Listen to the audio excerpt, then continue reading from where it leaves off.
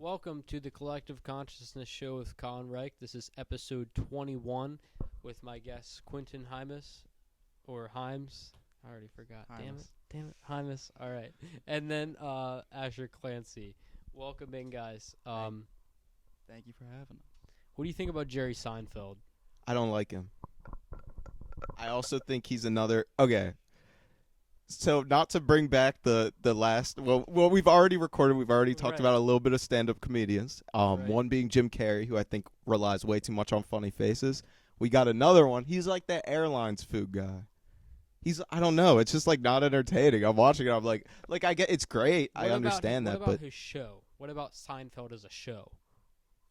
I like it. I have no gripes on it. I think it's funny for its time. It's like Friends, but a little funnier. I hate Friends. Friends is like...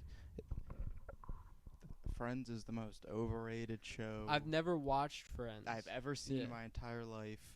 Jerry Seinfeld's pretty funny. Comedians in Cars is not funny. My parents love that show. Yeah, I watched it. It's like okay. Jerry Seinfeld's got a shit ton of cars. Cool. Which Cars are famous cool, person doesn't have a shit ton of cars? True.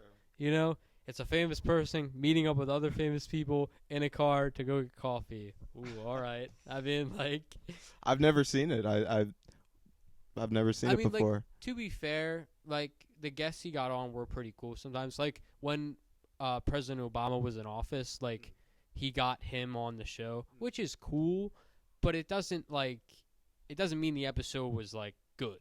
You know, it just means all right, cool guests. He is loaded. Yeah. Jerry Seinfeld, that guy's got money. Oh, yeah. I mean, I know we're talking about his car show right now. You kind of need to have money to have a car show, but man, that guy is filthy rich. He is. I think he's the richest comedian ever, because he made money off of Seinfeld, and he was also doing stand-up, and he's done like other stuff afterwards. Huh. So he was in the B movie. Okay, yeah. I see why he's the best comedian now. Never mind. I just changed my whole opinion. He was in the B movie. That's fair enough. Fair enough. Yeah. Yeah. How about Dave Chappelle? Please don't tell me you hate Dave Chappelle. Dave Chappelle's my favorite comedian. Well, second favorite stand-up comedian. First? My first is Joey Diaz. I love Joey Diaz. Do you know who he is?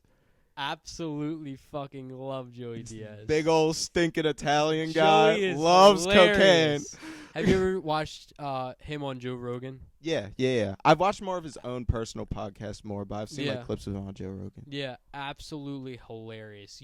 Funny. You get Joey Diaz with a blunt in his mouth for a couple hours. Oh man, that shit. Best storyteller ever. The best storyteller ever.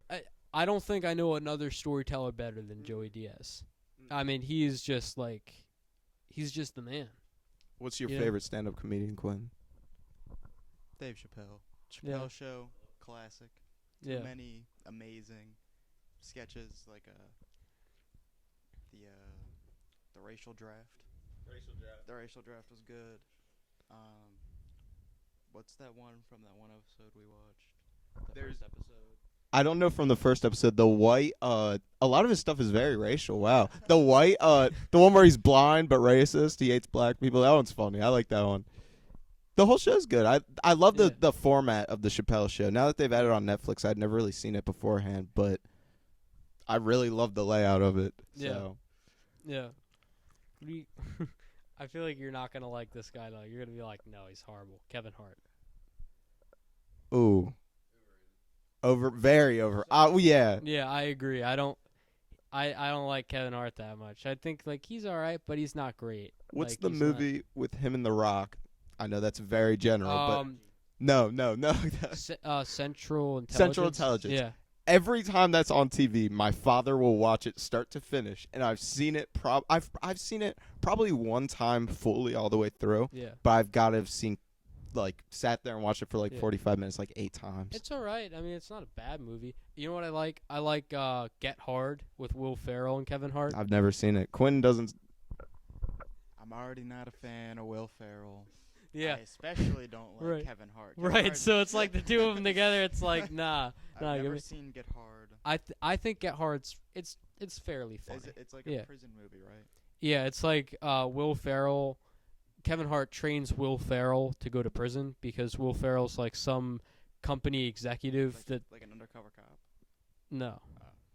No, because Will Ferrell is like this big executive for this big company, and I think the company like committed fraud or something, Yeah, and Will Ferrell like didn't know because it was people under him that were doing it, and so he goes to this guy that he thinks is like this street guy because he like washes cars on the side of the road where where the business is, and so he's like, oh, this guy's like. He's black. He's on the side of the road. Like, this guy's obviously a tough guy. So he goes to him, and Kevin Hart trains him for prison, even though Kevin Hart's never been to prison this as that whole character. movie is off Will Ferrell racially profiling Kevin Hart? Yes. What? Yes. In a way. In a way, yes. And Kevin Hart is like, as long as you pay me, because his character has never been to prison, but he just goes along with it because he's as you do. hey, this guy's rich, you know, he could give me right. Yeah, I mean, it sounds like a Kevin Hart, Will Ferrell collab movie. Yeah, I don't want to see it. Parts of it are really funny, but you know, yeah, Kevin Hart's all right.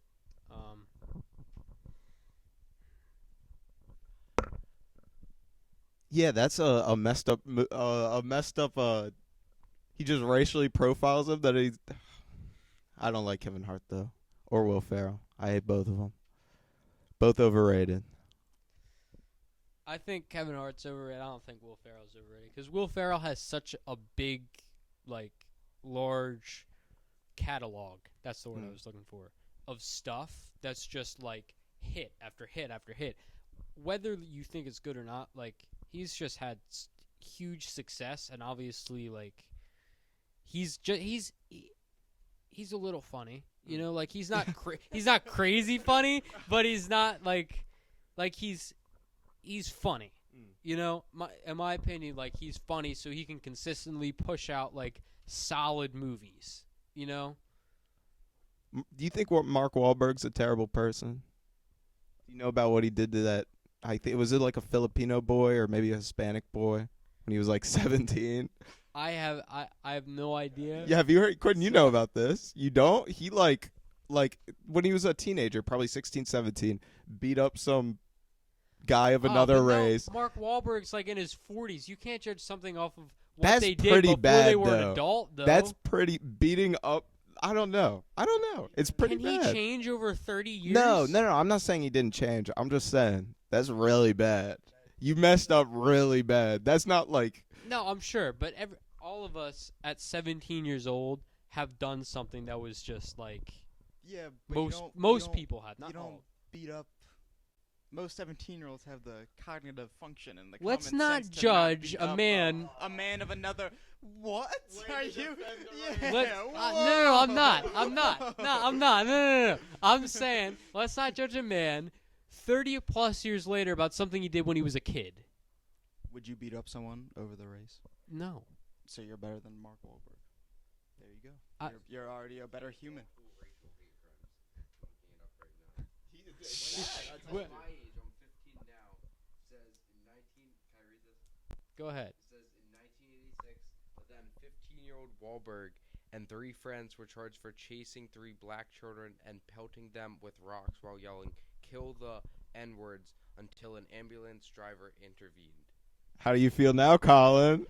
You want to defend him? You want to take him to the grave? Okay. Hold on.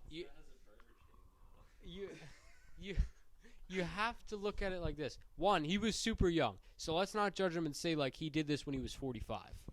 Okay? Fair enough. I understand. Also, if you look at where he grew up, and I'm not saying this is an excuse, but it doesn't help that he grew up in Boston, where people are historically racist people, sporting events, people yelling the N-word, literally at Fenway Park where the Boston Red Sox play. One of the Orioles players a couple years ago, these people put this banner down that said the N-word and said N-words don't belong in baseball, and people were throwing bananas at him and I didn't know there was a lot of racial Boston is a historically stuff in Boston. racist city. Huh.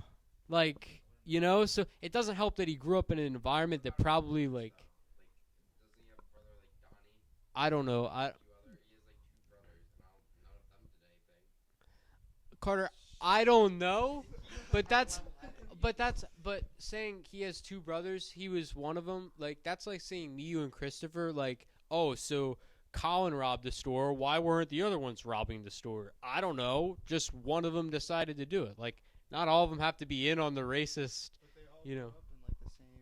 They all grew up in like the same area. They all grew up in the But same everybody environment, handles right? it differently. You have one kid who was abused by parents that acts totally differently than a different kid who was abused by parents. Everybody reacts to their environment differently. Mark Wahlberg is the most Boston man of all time. So if historically it's super racist, Mark Wahlberg would be the guy to be racist. You can't get more Boston than that guy. You just straight up can't. What are some other celebrities from Boston?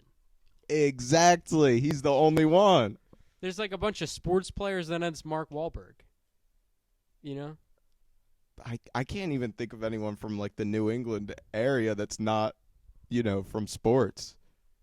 Yeah. I can't either. It's like Ben Affleck. Yeah, but Mark Wahlberg was like Marky Mark in the, Yeah. the Funky Bunch or whatever it was. And then, it was like Marky Mark in the... These guys aren't... Ben Affleck, Matt Damon, they're not as big as Wahlberg, though.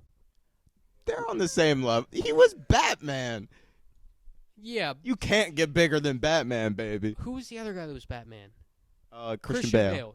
Best Batman.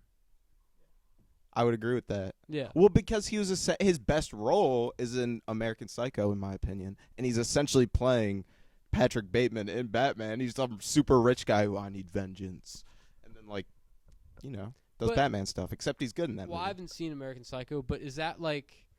Because Batman is like trying to save his city. Is that guy trying to get revenge on his city, or like what's he doing? He's he's like a Wall Street worker, some really rich guy in New York. Ben Affleck's a fake Bostoner. Okay.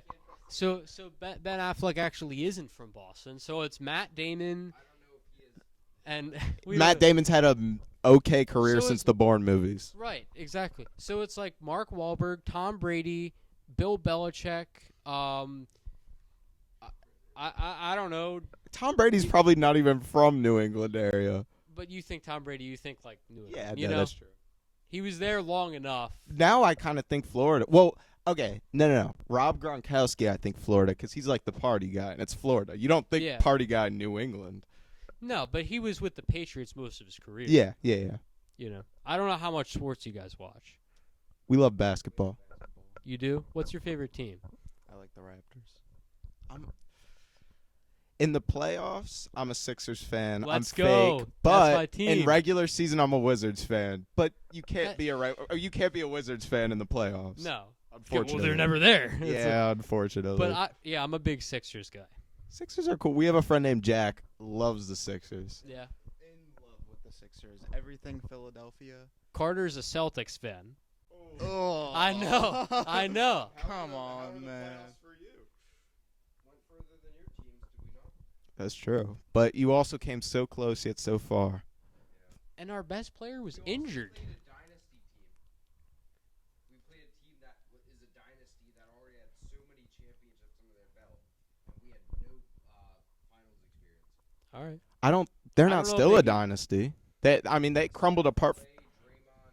The Warriors are still a dynasty. I would call them a dynasty still.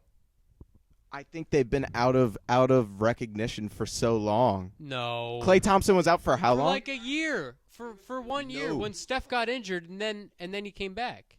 And then they When Clay was injured and then Steph was injured. and then Kevin they're right Durant back left. Draymond's the year Draymond, Clay I comes mean, back, they win a championship. The year Clay comes back was this year. I don't know if I'd still consider it a dynasty. All right. I think it's fallen apart. It rebuilt and it's still a great team, but I wouldn't say like the core is still together though. Steph, Clay, Draymond, Iguodala was there. Iguodala was Steve there. Kerr. But they're also Steve all Kerr's still the so coach. old. Iguodala's Okay, essentially not but even a player anymore. But Steph Curry's if you look at guys who shoot the ball, like why was Ray Allen able to play so long? Because he just shot. He didn't take that much contact, right? That's Iguodala doesn't even really shoot anymore. we're talking about Steph. We're talking about Steph. My fault. Yeah, My bad. like Steph, for a guy who's probably like 32, he's not that old because he's not taking that much contact, driving in, like banging down low with guys. Pause. You know? yeah. Like, you know, because he's not like Embiid, who's constantly down low all the time. You know? He's a shooter. Well, Embiid's also like 7'1", so it's gonna. Well, playing right. on the court, jumping up and down every night, it's gonna wear a lot more on him than it is Steph. No, obviously, Steph but can just stand from the goddamn logo and just drain it every time. Right. Right. What do you guys think about Trae Young? I mean, the Hawks are kind of. Please tell me you hate Trae Young. I hate Trae Young. I don't mind Trae Young. I think. He's annoying. What do you have against the man? He needs to get a new haircut. If you're supposedly one of the top 3-point shooters in the league, and you shoot like 18% from three in a playoff series, that's just terrible. I don't like that personally. Yeah, Trae Young did shoot like 17% from three in the playoffs. Trae Young, that playoff run he had, I think it was last year, where he's like the bad guy and like all that stuff, was so fun. That was so fun. But you know who he played? The Knicks. So you can stop He all that he stuff. also beat the Sixers. Oh, he beat Who the was Sixers. Who was the Knicks' best player? Exactly. So stop that. And two. Were you watching that game when Ben Simmons decided not to take a layup and pass it to a guy who's known for his defense? But on paper, Sixers should have swept. They should have swept. And yeah, they did. if they had And a guy who thought it wanted was to play awesome. basketball playing point guard. And guess who did want to play basketball? Trae Young. Trae Young played a lot of basketball, way better than the Sixers, and it was awesome. All those pictures, the pictures were sick. But I don't like Trae Young that much. And then he promptly faced the Bucks, and it was, see ya, Trae. Yeah, you're no longer that good anymore because you're not playing. Trae Young's like what, 6'1"? Trae Young's like 6'1". Giannis is like Giannis wasn't possibly the best player in the league. Giannis was not guarding Trae Young. Drew Holiday was. Giannis would never guard Trae Young in any universe. Yeah, but I'm also saying that the Bucks were clearly so much better than the Hawks, and the fact that the Hawks even managed to make it to that point is like, that's crazy. Not really. Like if you look at who they played the Knicks, who are just absolute dog shit. I wouldn't say that. Oh, what do you mean? What do you The mean? Knicks, but that was their best season they've had since like J.R. Smith and Carmelo. They were the 4th seed. Or maybe since Kristaps. But still, they were good. They were a decent team. And even when they had Carmelo, I don't think they ever made it to a conference finals. They did. No, they didn't. No. Yeah. They haven't been good since Patrick Ewing. They have not. Hold the phone. They haven't won a championship. They were a 4th seed. You can't not be a good team if you're a 4th seeded team. Even and if you're how the Knicks. far did they make it in the playoffs? They have not. When's the last time we went to the conference finals? Because Trae Young's the GOAT. Calling it now. Trae Young's the greatest basketball.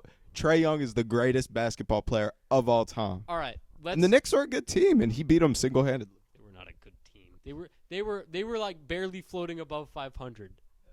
I just really wanted to be right, but I mean I'm kind of wrong. But I just thought it was a cool playoff run he had. Anyways, I don't want to get too far into this because I think like this could just go like forever and ever and ever. Scared. And no one's ever gonna solve this because no one's ever going to agree on it. So ask this question. I'll get your guys' opinions, and then we can move on. In your opinion, who do you think is the greatest basketball player of all time? It's Michael Jordan.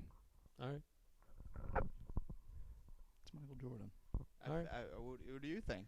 No, that's a fair answer. I think it's either Michael Jordan, LeBron James, or Kareem Abdul-Jabbar. It has to be one of those three. That's the top 3 players. Right. It has to be one of those three. People put like Kobe Bryant at number 1, but Yeah, he's not. just because. Kobe Bryant's not the best. Kobe's not better than Kareem, Michael, or LeBron. He's just not. You know? He just has a lot of fans, a lot of small children that love him a lot. I think Will is debatably better than Kareem. Yes. Yeah. Dude, you know how many people were there? No cameras, no pictures from that game, nothing. Just a bunch You of got word the of mouth. Okay. Wait. Yeah, Okay, hold yeah. on. Pause. All right, Pause. No, Pause. no, Hold no, on. no, Hold on. There's no way because How do you know they didn't find that stat sheet all ripped up and they just somehow pieced it together from other pieces of paper? listen. Just like your listen. dinosaur theory. You're kind of poked a hole in it because there's no pictures at all from this 100-point game. No pictures at all, anywhere. They had a camera. You can't tell me there's not pictures of the game. There's not. Look it up. There's not pictures of Then that it might game. be fake. Because if that guy had a camera and was able to take that. I know there's a lot of conspiracy theories about it being fake. Against NBA talent, 100 points. But he's Let's also think about Will. that. Let's think about that. Kareem, most points ever. He had the most unstoppable shot ever. Couldn't get close to 100 points. But yeah, but Wilt Chamberlain was like playing against like a bunch of white guys that are like 5'6". It was not fair. He was not playing a fair game. You're telling me the NBA wasn't talented back They when were Wilt was playing? talented, but So, okay, so if that's true, then the 100 points isn't that impressive because he was playing bad talent, and he's not that great of a player because he wasn't playing good talent. So, there you go. NBA players today are just better in every way than NBA players of the past. They're still NBA players. right. I get they that made it to the league. they're worse. Don't get me wrong. They're worse. I think it's a lot more skilled today, but back then you had to rely on your physical ability, being able to like mess around with the enforcers and the big guys and the guys that you know what I'm saying? A lot more skill now, a lot more 3-point shooting, dribble handles. But it's not like they didn't. Like Bill Russell was playing at this time. Yeah, it was talented back then. I think that scoring's the highest it's ever been every single year. Scoring's going up, so you would think people are averaging more points. Like it would be easier to get 100 now. I mean, there wasn't even a 3-point line when Wilt supposedly did this. Yeah. You're saying he made 50 shots in like an hour with teammates? Yeah. Nah, Wilt Chamberlain did not score 100 points. I don't believe the it. victory was 169 to 147, and they were playing the Knicks. They scored 100. Well, I could have guessed that one. So then, obviously, it was like if there was no talent back then other than Wilt, like you're saying, it was a bunch of white guys that are my height. Then, basically, it was Wilt versus the world, and then the rest of the teams would just beat up on each other. Yeah, I don't believe exactly. it. I don't believe it. And I also, don't it believe was the Knicks. If the Knicks are as bad as they are now, imagine what the Knicks were like in the 40s. The Knicks had a good stretch in the 90s. With Ewing. Yeah, they probably would have won a title had it not been for Michael Jordan. Maybe. But then again, like... That's true, yeah. The Jazz. Ooh, Karl Malone. Yikes. But then again, it's also like if you really think about it, Michael Jordan was in the league for a bunch of years before he started winning championships, and before he had Scottie Pippen, he never made it out of the first round. That's true. So, that's just, I'm not, poo-pooing on Michael Jordan. I'm just saying, he was in the league a couple years before he started winning. Mm. So, he's 6 for 6 in the finals, but in the playoffs overall, he couldn't get past Larry Bird until Larry Bird was, old.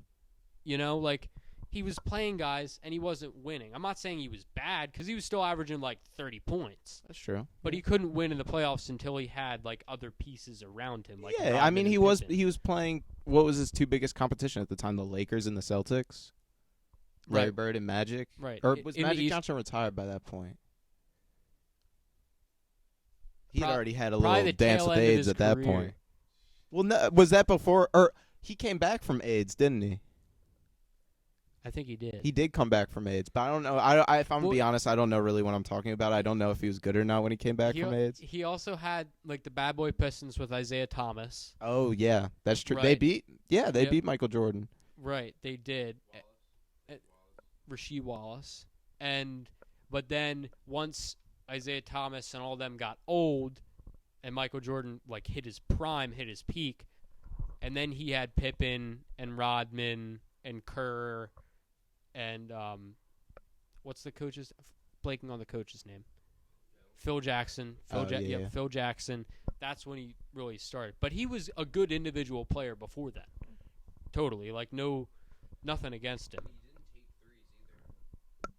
No, Michael Jordan wasn't a great three-point shooter. I believe he said it's going to mess up my shooting for him for mid-range. I believe that's what he said. So he barely. It was something like he had decent 3-point shooting stats. I think he shot like 36 from 3 in like the prime of his career. I could be wrong about this.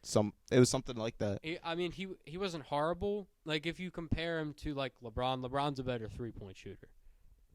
Oh yeah. From, well, LeBron's like, also percentage. the best player at everything, in some ways. Right, like all around. Yeah. You know. So, what's up with LeBron's free throws? He shoots like 74% or something like that. Because he's the GOAT. He doesn't have time to worry about free throw shooting. It's like No, Jordan. I don't know. I'm just changing my answers around. it's like like LeBron James has the most playoff buzzer beater shots ever. Would you rather that or he's shooting 70% from the line? I'd rather him hit a buzzer beater. He went to 8 straight finals. Like, you know, I'm not knocking him. Sure, his free throws individually, that's probably the weakest part of his game. You know, like, he's still a great player. I'm not trying to like take anything away from any of these guys because they're all great, and it's hard to compare eras. You know, all you have is stats, really. Well, if prime Jordan and prime LeBron 1v1, who do you think would win? I don't know. I really LeBron don't would win. know. I think LeBron would win. LeBron would win. But Jordan's handles were better. The problem with LeBron's more dominant. But Michael Is lock down. Michael Jordan has more all NBA defense than LeBron does. And Michael Jordan has more defensive player of the years. Even though LeBron should have won one when Marc Gasol beat him out. Barely. It should have been. Yeah. Michael Jordan has like 2 steal. LeBron's better Leaders. at defense. I am sorry to tell you, Colin. I'm sorry to tell Michael all of Jordan you. Michael Jordan was good at defense his whole career. LeBron is kind of like not slacked off, but LeBron's kind of slowed down because he's getting older now, you know? Yeah. He He is can't like old. defend like that anymore, you know? I think now I could be wrong about this, but I think the only reason that you're saying he's a better defender might be because he's a bigger dude, and naturally you think, oh, the bigger dude. He can guard more people, but that doesn't make him a better defender per se. I mean, one thing that LeBron does that Jordan couldn't is LeBron played point guard and center this year for the Lakers. Yeah, like LeBron can play any position. He was averaging like 30 points per game at center. Yeah. I don't think they can hear you, by the way. They'll get the point. They'll get the point. Anyway, I don't usually talk sports on this podcast. Yeah, I like And basketball. I didn't know you guys were into sports at all. I'm not. I'm into basketball a lot. Yeah. I've danced with it. It's hard. Skateboarding's really hard. Skateboard. Yeah, people ask me like all the time. They're like, "Oh, are you a skater?"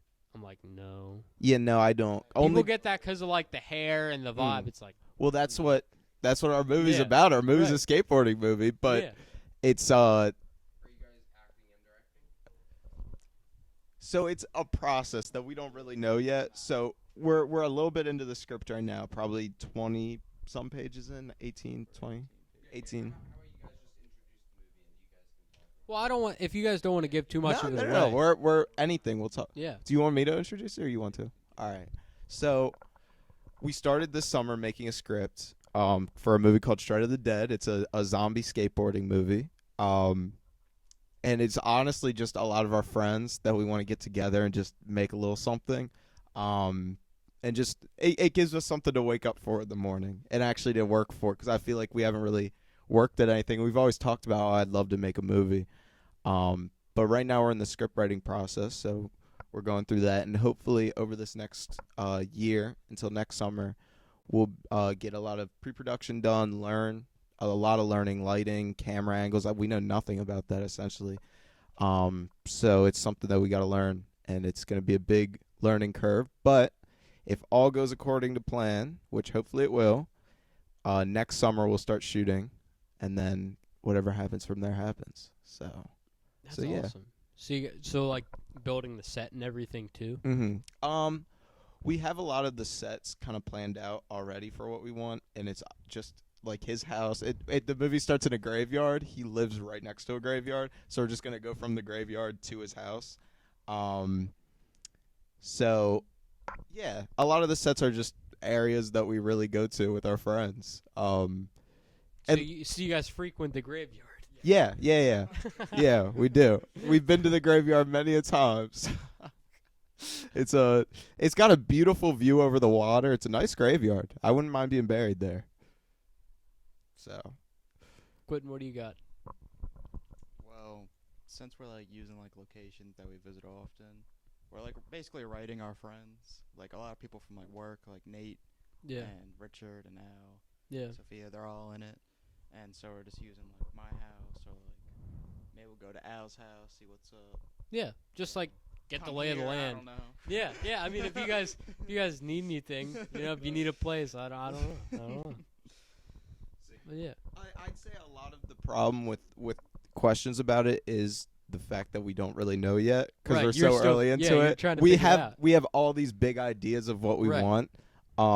For example, we want the last scene. There's like an abandoned asylum. It's like 50 minutes away from here. It's called like Forest Haven. Yeah. I've heard of that. Yeah, and there's a way to get it, and we want to get it and film like the last scene. Like the last scene, they're going to the safe haven. They like think there's gonna be a bunch of people there, but it's all broken down and stuff. And then we want Nate to go. Oh, I can't spoil it. Never mind. Alright, I'm yeah, sorry, don't I can't spoil it, spoil it. don't I spoil feel like it. I spoil it to Yeah. everyone I say it to, but I can't spoil Yeah. it. We do need a makeup. That's gonna be a big. We don't know. We're gonna have to learn it. If it very well, it might be being Quintin doing that. So we'll see what happens. Yeah. Well, that's super cool. And that's how it starts. It always starts with big ideas, and then you kind of like narrow it down, see what you want to do, how it's gonna work. Like that's how the podcast started out. It was like, where am I gonna record it? Because it started in my room, and I had like this like plastic table that you can like put together and set up, and I like move everything around every time I wanted to do something, and it took me a little while because like. That's when I started out, and I had no money, and I was just starting to work. Then I got more money, and now I can afford, new microphones and new this and new that. And it kind of goes where you take it, but you have to start with a vision, and you have to just be passionate about it. And it seems like you guys are, Yeah, I think me and Asher pretty much have the same vision for this movie. Yeah. And during like the script writing process, it's really easy just to go back and change something if we think of something new or something Yeah. that we think is better, and we don't have to worry about. Yeah, it's important to get everyone on the same page, Mhm. just so that everybody's like, they understand the rules. Nobody's kind of encroaching on other people, and Yeah, we have like a collective like notes on like our phones. Yeah, and every right. time we write is together. Right, and that's great. That makes sure everybody's in the same mindset, on the same page. Like Carter. When I was talking to him about, because he knows more about like tech and stuff than I do.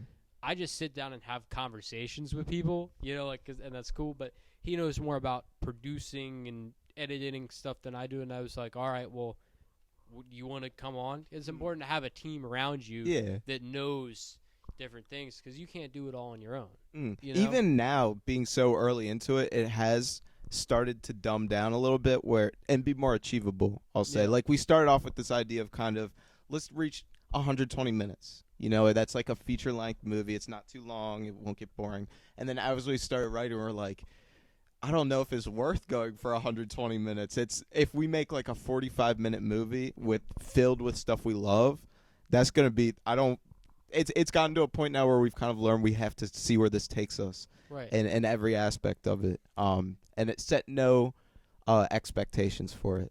So yeah. I mean, a year out, like so much stuff changes in a year. Like everything.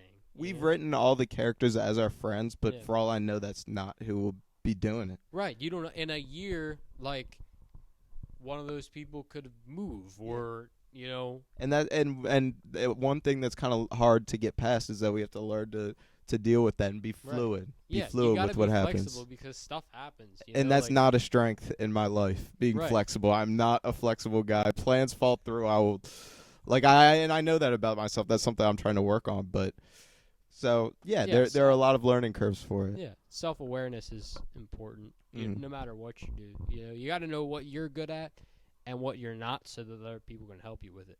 You know, but yeah, being flexible, it's important. And that's a great thing. I feel like me and Quintin have. I feel like a lot of weak areas I have, he can kind of be. I think Quintin's a great planner. I think Quintin is a great planner. Every time I've been with him, if there's a plan, he makes sure it gets done. And I kind of feel like I'm the little kid in the back seat sometimes, just riding along. And that's something I really appreciate about you, Quintin. So yeah. Aw, it's a little bromance. Stop it. You guys gonna hug or kiss? or No, something we like already that? stop I it. mean, We already it's already a fear of mine that people think me and Quintin are a gay couple walking around. I mean, could that be you projecting a little bit? Like, are you guys secretly? I think the only reason that it happens is because I spend so much time with this guy that I feel like everyone knows how much time I'm spending with him. So I said that there's something wrong with me and Quintin being a gay couple, by the way, but there's not. So would you guys experiment? No. I don't think we would. It has to be. It begs the question. You know? No, I'm a man in a relationship. I don't want to interfere. I don't want to ruin that with this guy. He's not my type anyway. Yeah. No, it's not. Oh, okay. All right. I go for older, richer guys. Yeah. Asher's into the sugar daddies. But I've seen this man pretty much every day this summer. We've gone. Yeah, you guys everywhere. work together. Yeah, we work together. You know. We go to the beach together. He's your ride. Yeah, or, that's probably why we think that people think there's something else going on. Yeah. Behind the scenes. Well, now I'm starting to, you know. Yeah, this guy thinks he knows. I feel like I've planted it into reality now that people are gonna actually start thinking Right, that I because think- I've projected it. I figured it out. Oh. You know, Rough, but yeah. So, but we did start. We met you at work. yeah, We that's met at where I work. met you guys. And Mhm. I mean, it wasn't like there was no grand thing to happen. It was just kind of like, I don't know. I saw you guys and you saw me, and for some reason it just clicked. It's like three guys that have long hair. I don't know. One closing shift with Colin and one freestyle with Christopher Yeah. has led me to this point. Yeah. One great Yeah. freestyle with Christopher, quite Right. frankly. There's like three people I close with. It's like you, and two other female hosts. I don't know. It's like you. Who? No, I don't think I've ever closed with her. It's like, I think it's Alexis. Yeah. Alexis, if you're watching this right now, I don't know. It's just the way you talk to me. I don't think she likes me. All right, I really said don't this think she last likes episode. me. I'm not here to start beef, so I don't want to. I don't want. No. There is no beef. Not on my. Not on my. As far as I podcast. know, there's no beef. Alexis, if me and Quintin, next time we work the same shift with you, it's going down, all right? So you better be ready. You better be ready because we're bringing an I army. don't even know who at Roadhouse listens to this podcast other than you guys. After we promote it, everyone. Can you imagine one day Bob ends up being a Ooh. guest on my podcast? We're sitting here. So, how did you come to own Roadhouse? And Bob's probably mad we're sitting right now. He wants us to be up. Oh, but yeah, we met. I was like closing shift. yeah, We talked about movies a lot. that's how it started. We talked about movies. Then another shift, we ended up talking about music. We got so. Colin has some ridiculous music takes. Ridiculous. I don't know. I don't.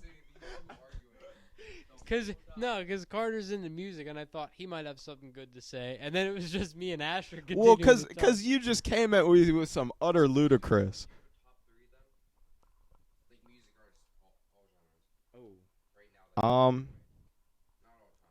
I think I love Kanye, which, you know, who doesn't, I guess. Yeah, But it's Kanye. I think he's a musical genius, obviously. I don't need to be the first guy to tell you that. I also think he's one of the most entertaining celebrities. He's hilarious. What about his mental stuff? I can't comment on that. You know what I mean? I'm not gonna be the guy to self-diagnose him or say what's wrong with him. That's his problems. And the media has always portrayed different people in different ways. It's like that's his business. Just let him handle it on his own. Yeah, when I try to talk to people, like even sports players, like people always bring in like their politics or their life. I'm just talking about them as a person. What Yeah. they do for me. Yeah, that's. Entertainers in the NBA, like that's what I'm talking about. Yeah. I mean, even though some things he does, I think are really self-destructive, but like his whole Trump phase, I don't like Trump, but I thought it was hilarious. I thought it was funny, even though at the end of the day, you can't see that affected his family, and that's sad. But he's entertaining. He's an entertaining guy, and his music is phenomenal. So I like him. Ooh, I really like MF Doom. MF Doom's really cool. I think he's the best lyricist of all time. Not a storyteller, but best lyricist of all time. Last one.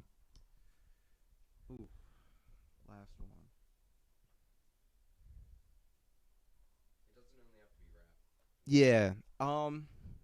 I'm trying to kind of throw a little curveball because I feel like I like a lot more than 3 people, but sure, yeah, I could go Bach or a little Beethoven. I really like a group I've really come to like is Funkadelic, like the little 70s kind of. I really like them now. I kind of just got put onto them this year. I wouldn't call them my top 3, but they're a little curveball, so I don't look like every white guy. So What about you, Quinn? Yeah. What's your top 3 music artists? My top 3 is a little different. All right. We like different. I do listen to some different music.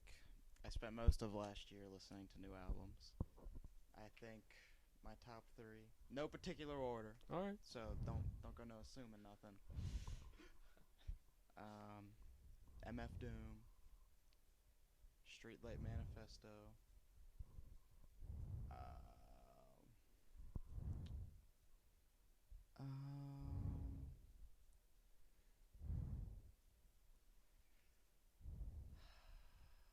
You want to give it a minute? I have to give it a He has to minute. give it a minute.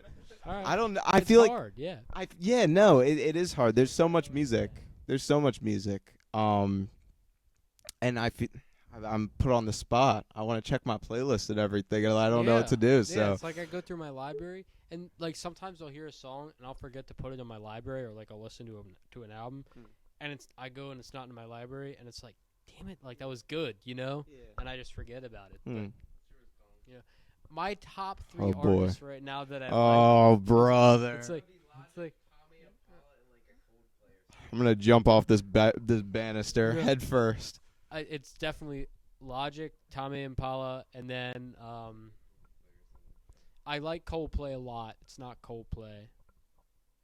I don't know. My third is hard too. Say it. We both know what we're It's thinking. not We heard Juice how WRLD. passionate It's not you were. Juice WRLD. I hate Juice I like WRLD. Juice WRLD. I think he's good. He's not my top 3. Hate him.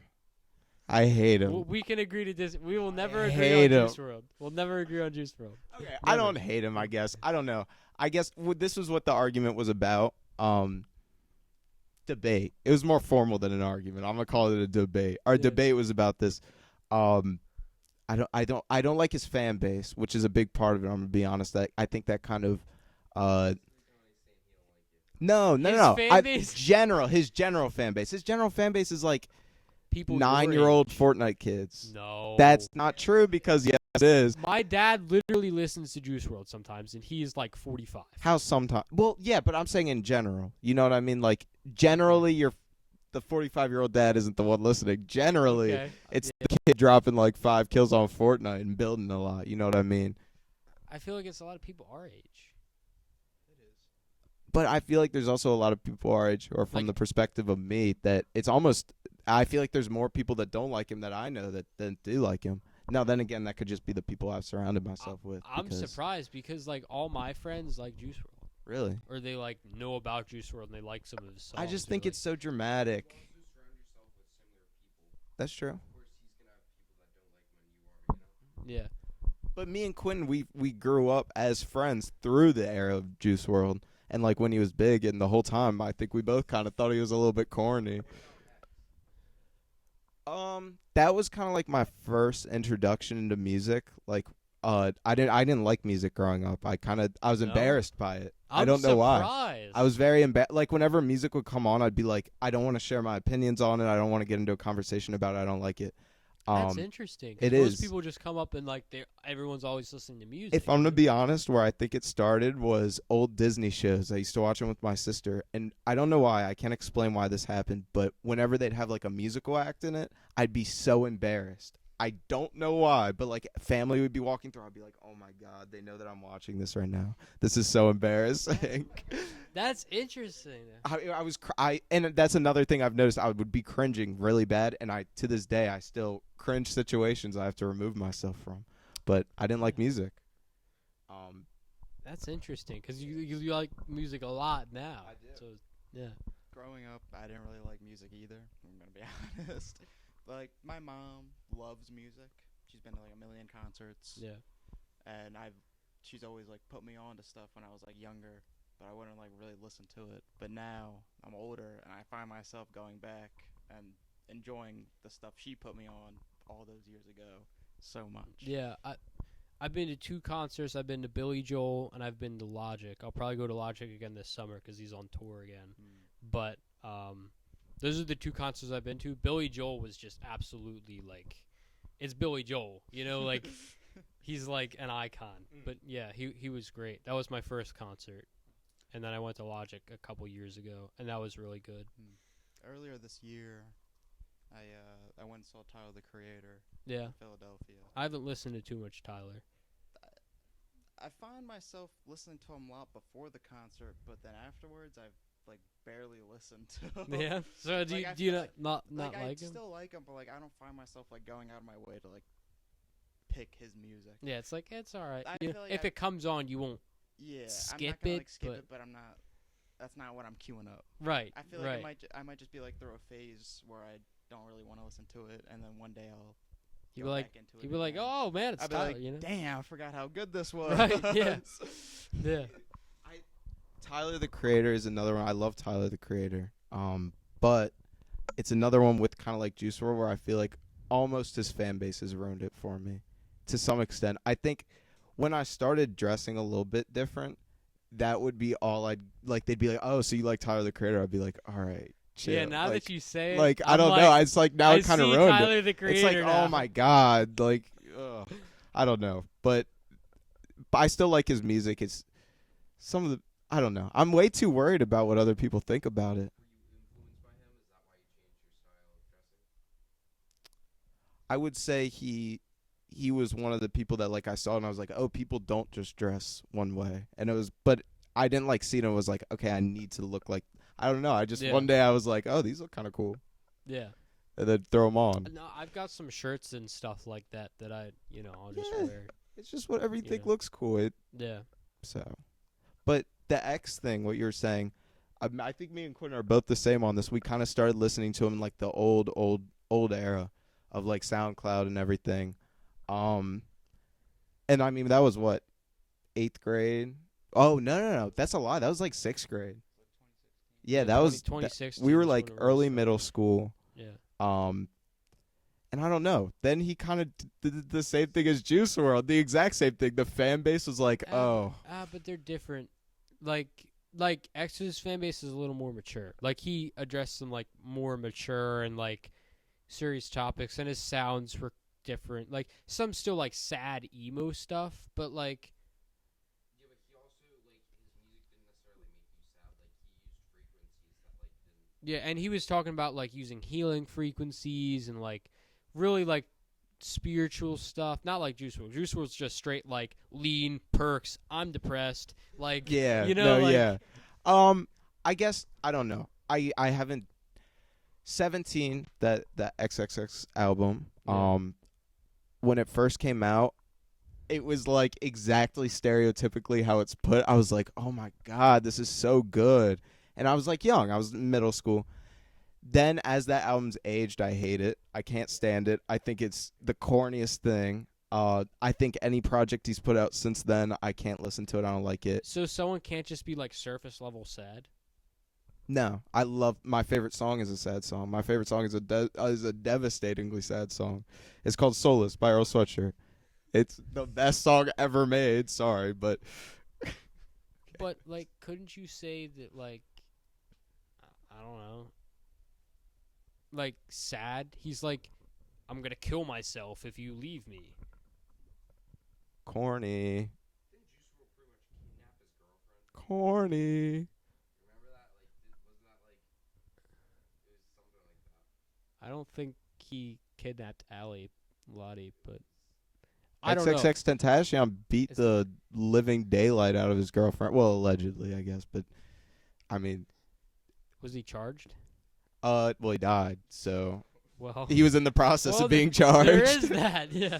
Yeah. But I mean, I'm just saying what I've heard is that he beat the crap out of his pregnant wife. All right, but so did Chris Brown, and Chris Brown's like Girlfriend. seriously talented. That's- So Is Chris Brown can sing. Chris Brown is the ultimate light skin, straight up. Yeah. Oh, he is. He I'm is. I'm not saying all his music is great, but he's talented. Like he can sing. We you know? just listened to a Joey Badass album in the car on the way to the beach, and Brown's on it, like moaning into the mic and shit. Yeah. Yeah. Yeah. Like just ruining the whole song. when he got on the song, I looked at Quinn. I was like, "This is about to be the most light skinned song ever." It Bro, was horrible. Freaky Friday with him and Lil Oh Dicky my is god! like, it's like, it's like, really? Have you ever watched? Do you have Hulu? yeah, You should watch Dave.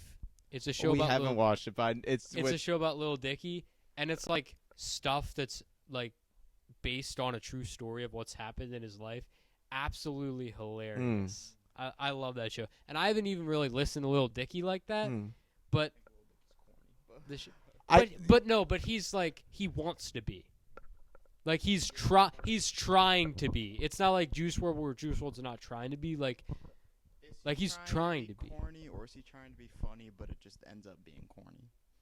No, like he definitely knows a white Jewish guy that says his name is Lil Dicky, and when he takes a picture with somebody, he puts his hand up like this to make a penis joke about his dick small.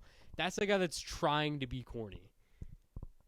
His name is about how his dick is small. Like, like okay. Now that I think about it, and you bring up these points, I can see how it's all the it's stuff all he just, does. just like an act.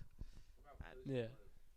I don't think Post Malone is the most white trash non-country singer to ever exist, and he doesn't make good music. No, And he drinks Eminem's Bud white Light. trash. Eminem is white trash. Post Malone's I have not a white few trash. different opinions there. Post Malone is white trash. Eminem, I don't like Eminem either. But Post Malone just did like a whole Nirvana tribute and shit. Like, Nirvana is as white as it gets. but they're not white trash. No, they're not white trash, but I mean, if we're comparing the white culture here, that's about as white as it gets. It's every teenage white guy loves Nirvana at some point. My mom loves Nirvana. Nirvana's good. You know, Nirvana is but good. They're good. It's like they're a not- bass template. I got born into an Irish family. Now Nirvana's pretty good. Yeah. Right. I mean, I'm Irish and German and Hmm. Italian. You know, I'm white as it gets, kind of. You know, Yeah. like Who was Like, the other you know. person you said? Baby Keem. I like Baby. Kendrick Lamar's cousin. Yeah. I haven't listened to too much Keem. I like Kendrick. Kendrick's good. Kendrick's incredible. You know, he's great. Kendrick's new album? Yeah, what did you think of?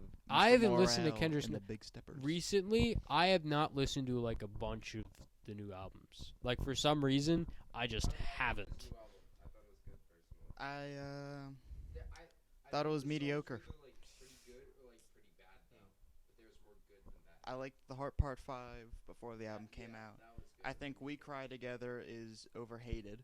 I think it's a good song. And see, now I gotta listen to this. And You guys gotta give me like a list of albums I have to listen I to. can. Yeah. provide. Yeah, yeah. Do you guys seem like vinyl guys? Do you have vinyl? I have vinyls. Yeah, I've got a couple vinyl too. I'm Got a starting to lot. like expand my collection. What do you have? I've got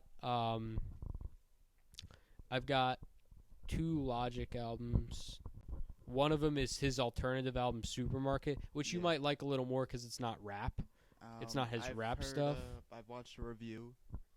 2 reviews actually. It's And I've, people either love it or hate it.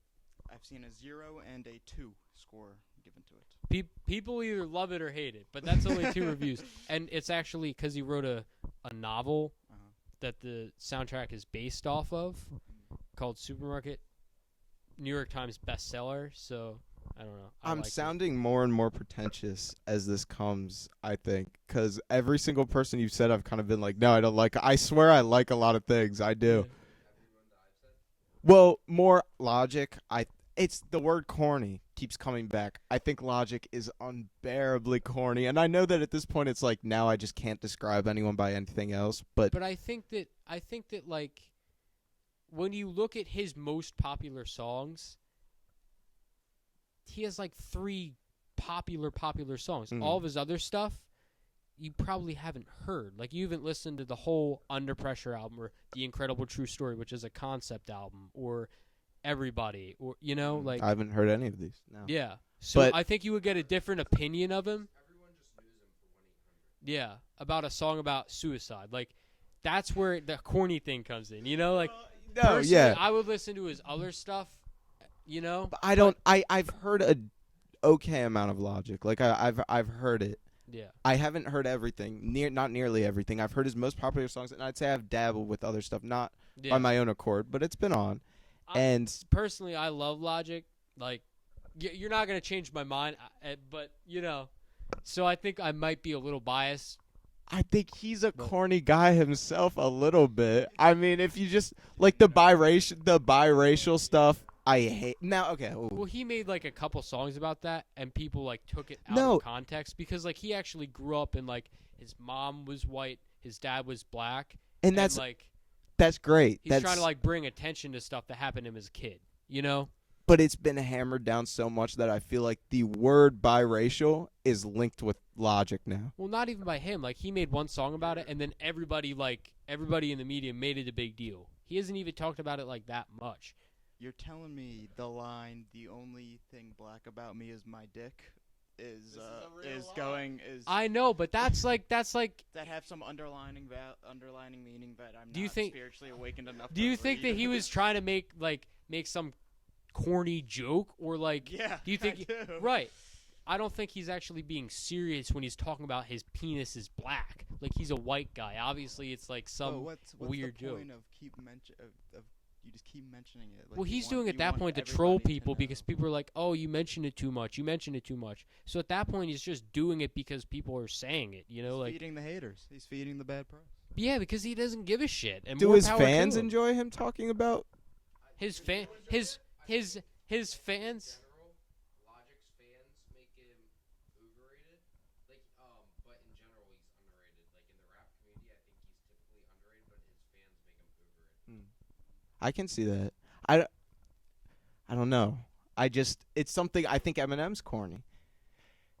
I think Eminem's super corny. I didn't see why that was such a big. I mean, his old music, like the ultra violent stuff. It's like, oh, okay. But literally nobody else is doing that. So let's. What do you mean no one else is doing that? No one else is talking about slitting their No, wife's no, throat no, no, no, while no. they're pregnant, Grave putting diggers? them in the back of a car Old and Tyler? driving off a bridge. Who's some other like horrorcore rappers? There's one guy who's like in this whole scene did PCP and killed his roommate. I don't know why I know that, but he made similar music. He'd talk about cutting people's heads off and burying people. Goddamn. Eminem is anyone a from top 5 Memphis? rapper of all time. He is not corny. You can't. I don't know who you can really convince otherwise. Like, that is such a hot take that Eminem's corny. No, it's not. Well, also I think any I've white never guy, heard anyone describe him and that way. look, this is I don't know if it's unfortunate, but it's kind of how it is. Any white guy who gets into rapping is instantly going to be viewed as corny. There's a few people I think have broke the mold a little bit. Action Bronson, I don't think of him as that corny. I mean, it's just I don't know. It's different, but yeah. Oh my God, yeah. Incredibly corny. I think now NF is talented. NF is talented, man. He and this is the thing. He's wildly popular, not like too popular, and he doesn't curse in any of his songs, which is crazy to think about. That's He's never cool, cursed yeah. once. Isn't that like? Yeah, 808s and Heartbreak. Then I'm not. That which makes it to a broader spectrum. I don't think 808s and Heartbreaks was even that good. Like, it was a good album. I It wasn't- don't like 808s and Heartbreaks. I don't like it at all. So I we think can agree on that. people saying that it's influential, which it is. It's wildly influential, Sure. but I hate it. It's Yeah. like Logic's biracial. It's like, okay, say it one more time so I can kill myself already, please. Yeah, I don't think 808s and Heartbreak was. It was good. It was influential, but it wasn't like as good as everyone says it was. Heartless, Paranoid, and Streetlight. Only 3 good songs on it. Agreed. Agreed? I We won't. agreed? Agreed. We agreed on something. But why not Welcome to Heartbreak? Why not Welcome to Heartbreak? I don't know. I don't like how it sounds. It's all right. You know, it is what it is. Good. I like it. It's influential, but that doesn't mean that it's like the greatest album No, ever. it's not you even know, like like top everybody- 5 Kanye album, but No, it doesn't mean it's not. probably not. It influences the entire generation. I haven't listened to all of his albums like start to finish. Like, I haven't listened to his whole catalog. Jesus so is King is underrated. Jesus is King That gets so album- much hate, and it's a great gospel album. I totally agree. I think it's It's different. not awesome. It's different, but it doesn't make it bad because he's tried something different. You know. What's the song? There's one song that's very chorus based. Like literally, it's just a chorus singing Hallelujah. But it's like, yeah. Forget. Oh, Is it every hour? no, it's off the. I'm pretty sure it's called Hallelujah. I'll be right back. Can you guys keep going? I need to use the bathroom. So Carter, Yes. if you want to keep going. It's Sela maybe. What? Follow God. I think it's Soleil. So how do you say that? Whatever it is. But I mean, it has like the most beautiful. I'll come into camera. Why not? It has the most My beautiful. appearance. I'm here now. It has the most beautiful chorus on it. Oh, this like church chorus. I love it. I think that album's good. It's got a Kenny G feature. Yeah. He's That saxophone. okay. So I was Beautiful. gonna ask about Kid See Ghost, but what about Kid Cudi just as an artist? Kid Cudi has like 2 good albums. No, And, I think that his first 2 albums were his best, and then he made Man on the Moon 3 to try to become relevant again. I in a- do in a not sense. like Man on the Moon 3. Yeah, I do not don't think like it's a Man- good album. I think out of all of the Man on the Moons, I think it's definitely the worst. It's the worst one, but it gets so over. It does have like a new poppy, like it's almost like a pop feel to it. But I mean, come on, September 17th. That's a good song. The Pop Smoke song. That's a good song. There's I think every song on is okay, which is good. Like the album cuts are like really okay. I'll put them on and I enjoy it. So Back. he needs a mic too. We need to get a. My favorite song by him is either Erase Me Mm, with Kid Cudi and Kanye, or the song Love. mm. Love's good. I've cried to very few songs. I've cried to Love. Really? Oh. Yeah, like at a point in my life where like, cause I've had a lot of like family trauma. Like my parents are divorced. My brother Carter had a brain tumor when he was in 2nd grade. Like we've gone to court over stuff. Like really like horrible bad stuff. I don't have a good relationship with my mom. Like, but that song was one of the songs that like got me through some of that. For some reason, it just like helped push me through, you know? And Yeah.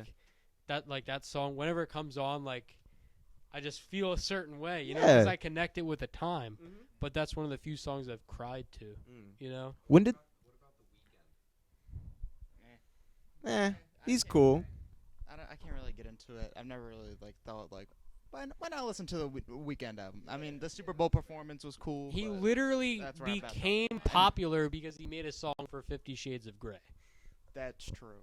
Blinding Lights is terrible. Blinding Lights is like one of the worst songs to come out in the last It's couple alright. years. It's I not hate great. it. It's alright, you know. It is what it is. Adele. Gas. Talented. Talent, yeah. Adele. That was Yeah. I like Adele. What do you guys think about Ed Sheeran? I like Ed Sheeran. I'm not a girl, so Ed Sheeran, I like the old Ed Sheeran. Yeah. I'm not a white girl, so it's not really my cup of tea. Like, Maroon 5. Old Maroon 5 is so much better than new Maroon 5. Yeah, I like Old Maroon 5 a lot. I like that Ed Sheeran is unattractive, which is weird to say, but I like that he's unattractive. But It he's almost also makes super it. popular. Yeah, too, no, which and is- I think that's amazing. I like that because it makes me feel like, oh, well, he did it. You know, Right. he's I a. can make it. Yeah, I too, mean, you come know? on. If he's But doing you're it, not. But you're not unattractive. You would if I was gay, I would rather date you than Ed Sheeran. exactly. It's a Even though confidence you've boost. got like millions less dollars, you I'd know. rather take Quintin out to a nice Red Lobster date, wine and dine him before I take Ed Sheeran. Well, Ed Right. Sheeran literally his only like he's a cool party trick where he can pull out like a guitar. Like this, his album where he brought all the artists together. He tried doing like a DJ Khaled thing.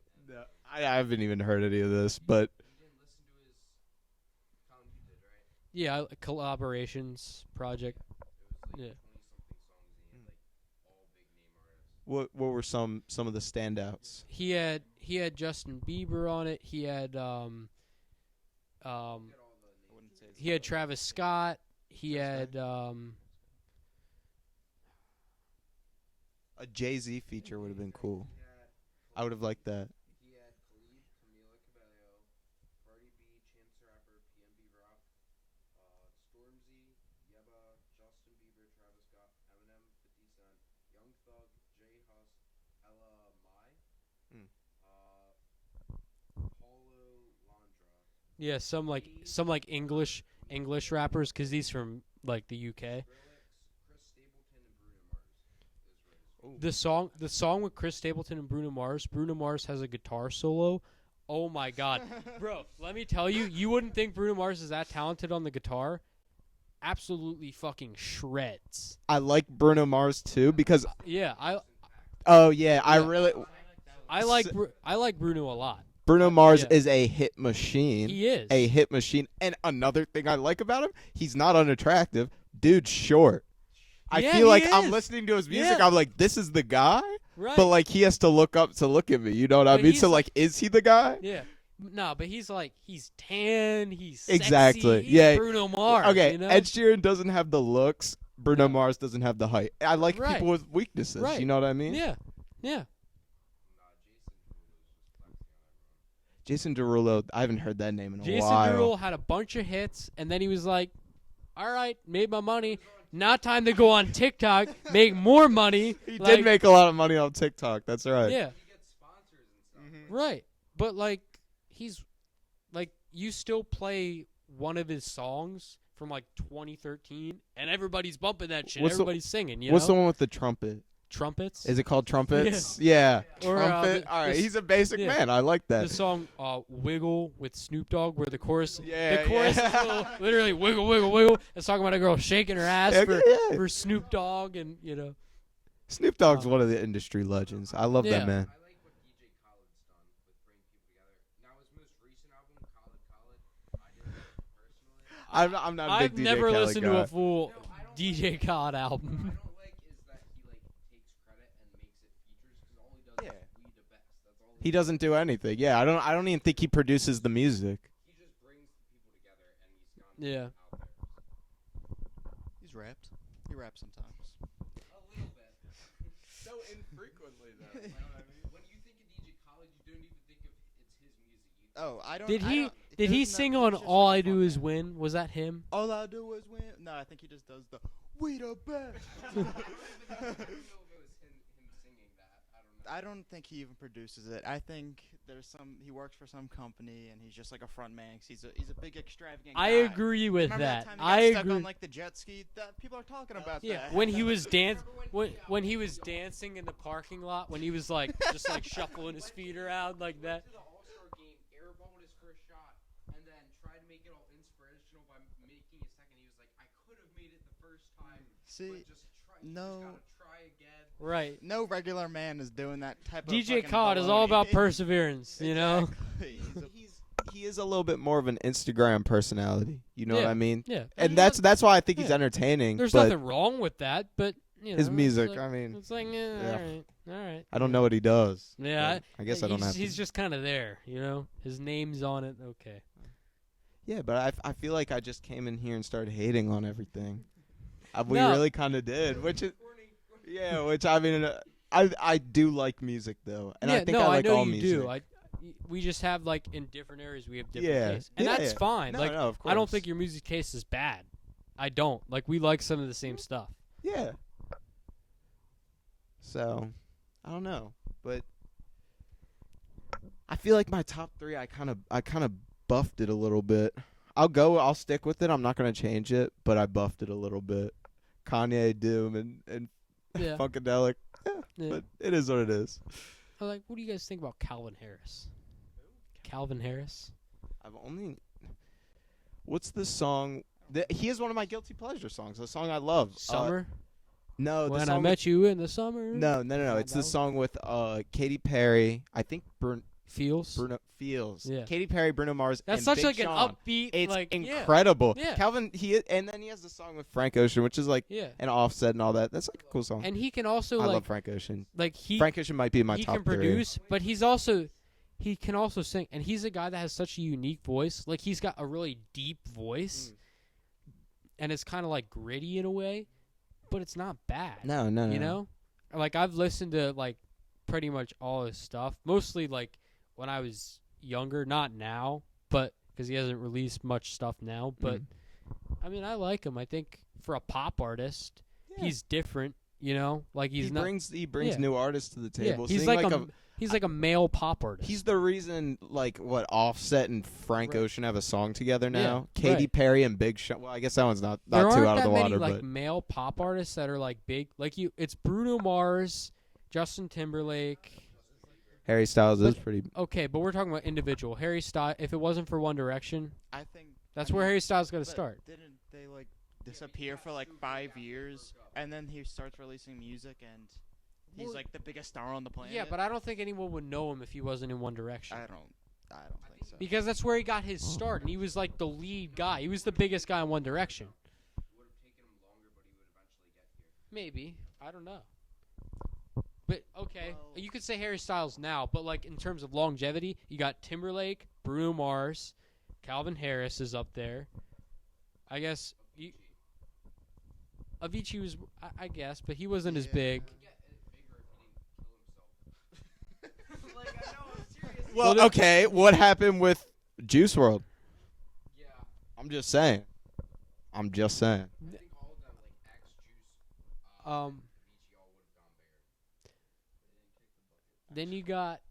Then you got, I guess you could say Maroon 5 because Adam Levine is the male lead singer. Adam He's a Levine's pop- also short. Yeah, but he's 5'6". another. I don't know. I feel he's like I know a another lot of super- celebrities' heights. He's another super talented guy. What did Pharrell not do is the Right, question we right. got to be No, no, no, asking right hold on, now. hold on. This is the guy that has a pair of purple Pharrell shoes, I like You have like the I'm just saying, Adidas I like feel Pharrell shoes. I can't like. but they're all purple. They look like clown shoes. Swear to God, they look like clown Can you shoes. go get them? Can you go get them?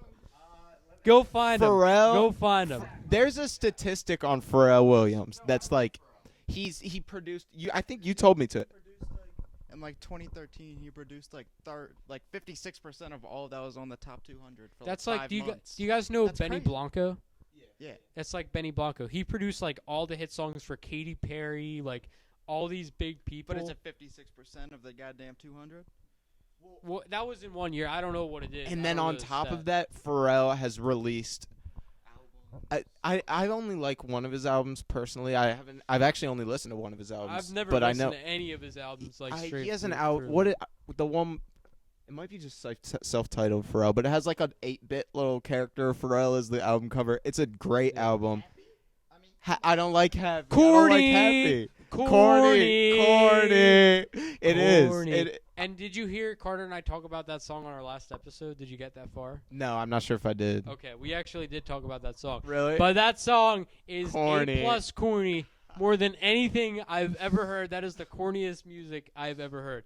Let's unbox The these. Pharrell shoes. Let's unbox these. Oh my Clown God! shoes? Question What a mark? how much money? Yeah. If you spent Clown more than shoes? Oh. Look at this. a waste of gift cards. Tell me you don't see clown shoes. Okay, when wait, you look at wait, this. That was 2018, and I haven't worn them. You could put them Look on. at the inside of this. The inside of this has like body part names. pelvis, colon, intestines, kidneys, stomach? Does it have penis somewhere on there? I mean, why is it just listing body parts? Anus? Like, It was from Foot Locker. I had a Foot Locker gift card. I had a bunch. That was like when I like first started with shoes, and it was that the selection of his shoes were so small. That was like all. I'm gonna defend these shoes. If you, Just Pharrell Williams. Like, I'm gonna defend them, not because they're Pharrell's shoes, not because we're all hating on them, but I think they look comfortable. if you took the laces and these are like red-ish, but if you got like black laces on here, those would look all right if you get the right outfit for it. Because they look like clown shoes. The way it's rounded and it's like. all black laces, and that wasn't that front part. I think they would be nice. I just the front part kills it for me. I All honestly like the purple shoes. I think the sewing's kind of like weird. Like the texture's kind of weird. It feels like water shoes almost. But All but they're purple not shoes. bad. You can't know. All purple. They remind me of like a hospital, like something you'd get in the hospital, like slippers or something, or like prison shoes. Right. Those are the shoes you're defending. Prison shoes. They remind me of. I don't mind. I see what you're saying with this, like, bottom part kind of makes it look like clown shoes. I can see that, but I don't mind it. I don't know. Rating 1 out of 10, 3. With black laces, a 5. Without black laces, 4. That's still 50%. That's a failing grade, Asher. Yeah, no, I'm not saying they're great, but they're not as bad. This is true. If the person in general is just like a spunky guy, like I feel like they would go well. Carter, you are not a spunky guy. No, you're what? not a spunky guy. I'm not, but I'm just saying if someone was to wear like in the spunky personality and everything, like I feel like it would go well with them. What do you mean by a spunky personality? Pizzazz. Okay. Yeah. I think you could pull them off. You get some goofy little baggy pants. Maybe like a. Yeah, you could get some great. Bro, honestly, I love the thrift store. You guys, are you? There is a thrift store in Baltimore County. I love them to death. It's called Savers. No, it's called. It's either 5th Avenue or 2nd Avenue thrift store. I'll have to go. Beautiful. Yeah. I always like going to thrift stores. Shirt is from there. This was probably $3. These were originally jeans until I cut them.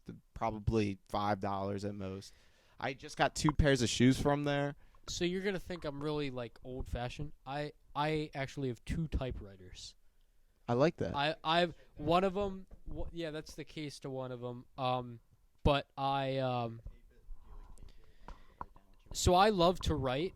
And so sometimes like I'll write on there, you know, and it's just like super cool. It's like this classic feel. I'll show you guys after. I'll show you guys my room.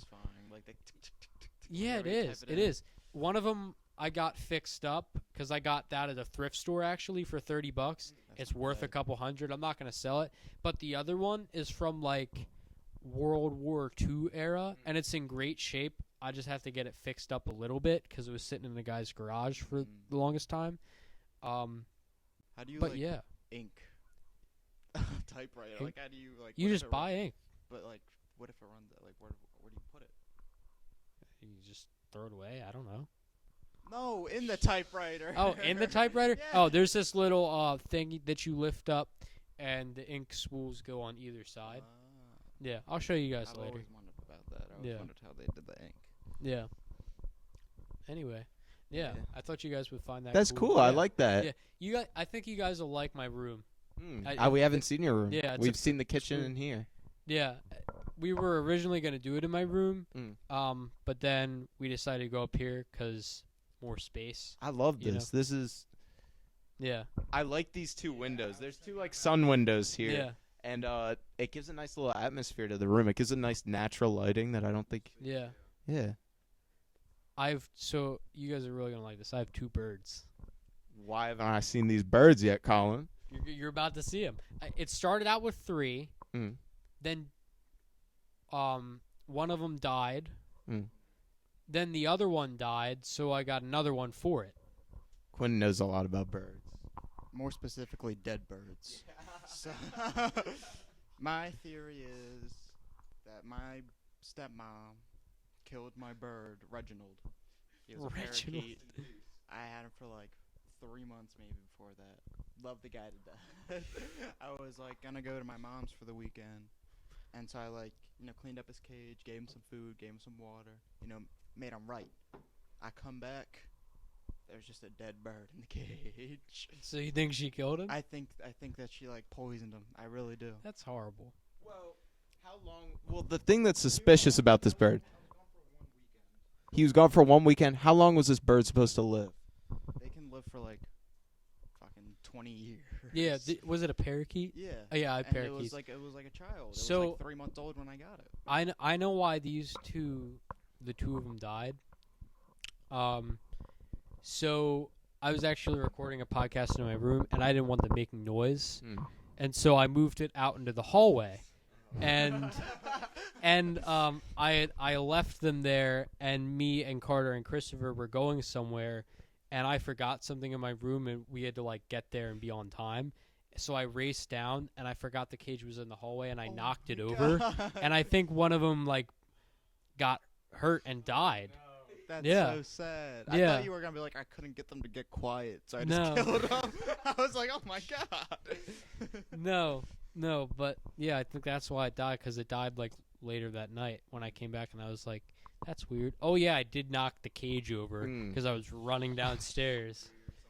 Do you have Yeah. any conspiracy theories you believe in, Colin? Oh, Me and that's a Quintin good question. actually have an unmade conspiracy theory podcast that we made up one day. You called- guys should make it. I'd called- love to come on. It's called Coffee and Conspiracies. Lord knows when we actually came up with this, but we just drink coffee and talk about. I don't like coffee. I'm more of a tea guy. Of course you are, Colin. Of course you are. We actually are making tea today. Ooh. Yeah, we have like this tea maker. Making a chai tea and what's the other one? We have a tea maker. That's cool. Chai tea and like a peach tea or something. Huh. Like that. Yeah, that's Like cool. a sweet tea. I don't- I've Yeah. tried getting into it, but it just kind of all tastes the same. I've had Yeah. like sleepy time tea. Shit don't work. I've had. Like, you can't just drink it like super hot. Like the cooler it is, obviously you don't want it to be like. I mean, yeah. But the cooler it is, the more the flavor. So, I never- I so never did that. conspiracy theories, like, ask me about specific ones, then I'll give my opinion, because there are so many like theories about so many Uh-huh. different things. I You know what I'm think saying? me and Quentin stand for the same thing when we say we don't know a lot about conspiracy theories, but we Okay. have very big opinions on conspiracy theories. So what you're about to Right. hear is not factual at all. JFK, 2 shooters, definitely. No shot in my mind that The government killed CIA, JFK. 100%. Yeah, the government killed JFK. Agreed. Moon landing. We Not did really. no. We did not go to the moon. fake. Nope. So We fake. definitely did not go to the moon. Because they were like, yeah, we don't have that technology now. Well- Bullshit, we don't have that technology now. Cap. Exactly. Well, Right. listen. Even Stanley Kubrick. I mean, Buzz Aldrin I'm is just- literally on tape saying multiple times, we never went to the moon. He's literally on video saying that. Buzz Aldrin. okay. We didn't go to the moon. My problem with this is I don't know enough about it. Yeah, no, It is, my but- dinosaur thing But is big creatures existed. You know what big creatures are called a million years ago? Dinosaurs. That's true, but I was just saying then I don't think that like a T-Rex might not have looked like how we think a T-Rex looked. Now I Okay, could be that's wrong. fair. I don't know. What's the Disneyland? That's Yeah, Yeah, there's there's a a- million Disney the conspiracies. like dead people in the pirate ride are real dead people. The Like human trafficking there. Oh, human trafficking 100% is real. Like that happens. wait. Human trafficking at Disney World or in general? Well, In general. okay. In I general. thought we were calling this a conspiracy theory. Disneyland is. I don't know. Well, okay. Who Walt Disney What about it? hates Jews. He's frozen under the park. He's frozen under the park and hates Jews. He sounds like a supervillain to me. How do you know he hates Jews? He Frozen under the park. Yeah. hold the phone. He's cryogenically frozen. Well, 'cause he yeah, has that's cancer. that's why they made the movie Frozen, because they didn't want people Google searching it, Mhm. because if they Mhm. search Disney Frozen, it would come up as he's frozen under the park. And once after they he discover died. like a cure for cancer, they're gonna bring him back. He's gonna build a dome around the park like he wanted to. They're also going to make a movie about Jews so that they stop getting away from the thing that he hates Jews. Because the guy hates Jewish people. Literally. I didn't know. I had no idea.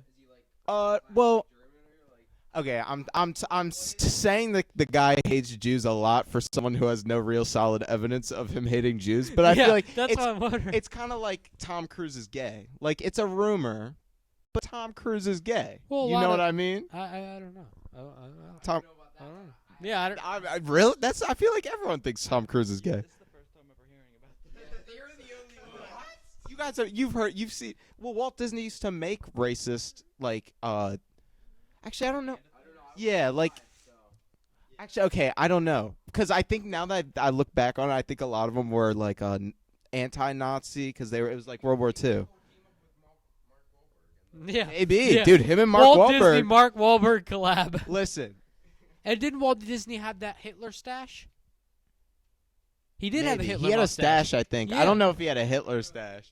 I feel like that would be really bad for marketing. It would. I don't think Disney would be where it's at right now if he had a Hitler stash. I swear he did. I swear he did. Isn't there an airport out west that is known for human trafficking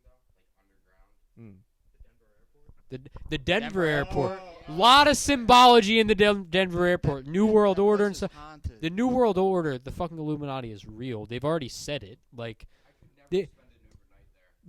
there are so many politicians saying, and this is the New World Order. Like, there is. Like, Joe Biden literally just said it recently. He was like, we're working towards a New World Order. He said it. Yeah. It's on video. What about the 10 families that run the world? Well, Joe Biden, when he says a new world order, he's not talking like dudes in cloaks, like killing children and like bathing Well, their that's true. blood. Have you ever heard of Bohemian Grove, where all the politicians No. in the world go to sacrifice Jones went children? there.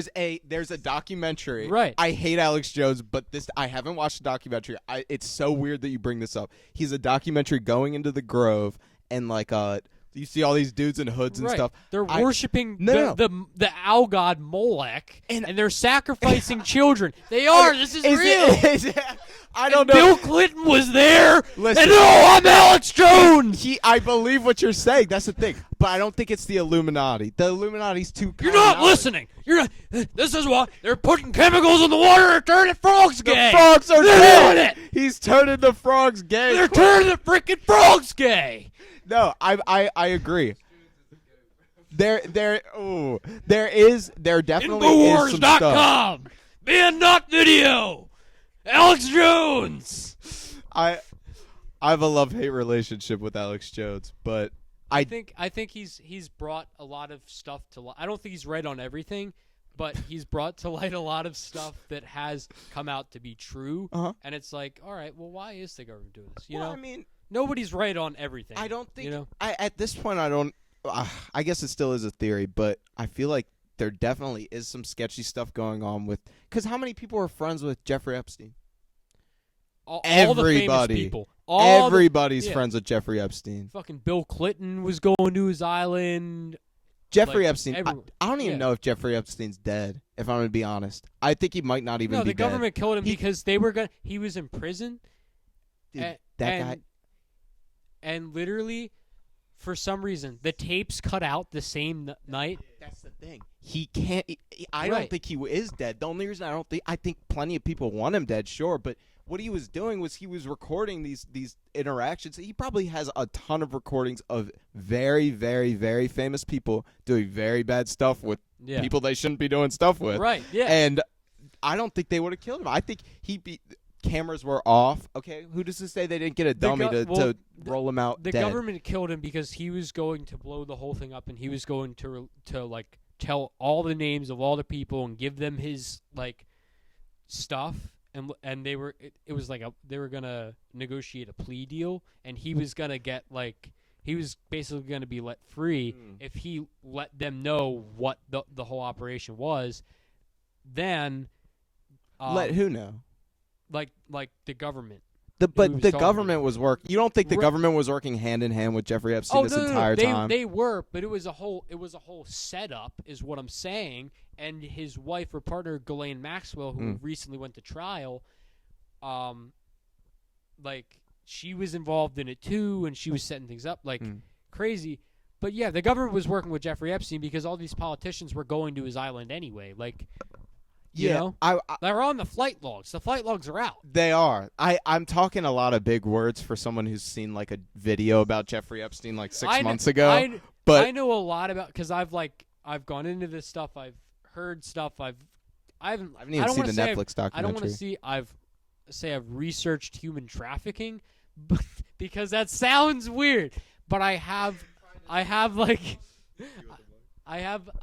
looked into stuff. You know. Why do you like going down like rabbit holes? I love going down rabbit holes, and I think it's real interesting that some of this stuff is hidden in plain sight, that the government is literally telling us how it is, and we're just accepting it as fact and like it's okay and it's normal, when it's really not. You know, like we just take whatever they say as truth, which is totally not true, because it's not even about like political like parties anymore. Because every political party is wrong. It's about division and making sure that the people fight amongst themselves, all the citizens of the country, so that because if you're too busy worrying about political party and race and this and that, and I'm not saying race isn't an issue or all this other stuff isn't an issue, because it is, but it's all orchestrated by the government so that they can keep us fighting, so that we're easier to control. It's because they're lizard people. It's because they're all lizard people. Because they're lizard people. They're all their two-faced lizard You could men. say they're two-faced fucks, because they are. They are. well, what do you think about COVID? What were your opinions on it through the pandemic? I think that's the biggest. It's a real event that we all lived through, and it's been very politicized. Not as serious as people were saying it was. It's not. It's not. People it's say ridiculous. It's ridiculous. It's not. I think people were saying in China they made it on purpose. Yeah, I don't doubt that it was made on purpose. They did it on purpose so that they could control people even more. It like really honestly, I know very few people who got COVID. I didn't get COVID. I'm not scared because I think. Are you vaccinated, Colin? I'm not vaccinated. Oh! I am proudly not vaccinated. He's out of the matrix, baby. He's red pilled. He's living outside of your guys' simulation. I am red pilled. I have unplugged myself. Let's go. No, okay. I am personally vaccinated. Quintin is also vaccinated. And I won't try and convince you guys We're that you shouldn't. I won't sit here and say you guys were wrong for that. Tell people what they should or shouldn't do. Mm-hmm. I'll just say this is what I personally think. This is what information I have. But I'm not going to scrutinize you guys for it, because that's not how people learn. Of course not. You know, you come to the table, you say, this is the facts I have, this is the facts I have, Mm-hmm. and you try and come to some common place of understanding, because if you're just fighting about you should get vaccinated or you shouldn't or you're this, you're that, then there's no point in having a conversation, you know? Well, my feelings on it have been changed a lot since the pandemic. At the beginning of the pandemic, I was very worried about it because you don't know what it is. But now that I'm at a point where I know a little bit more of what it is, although I still want to protect people, and that was a main reason I got the vaccine.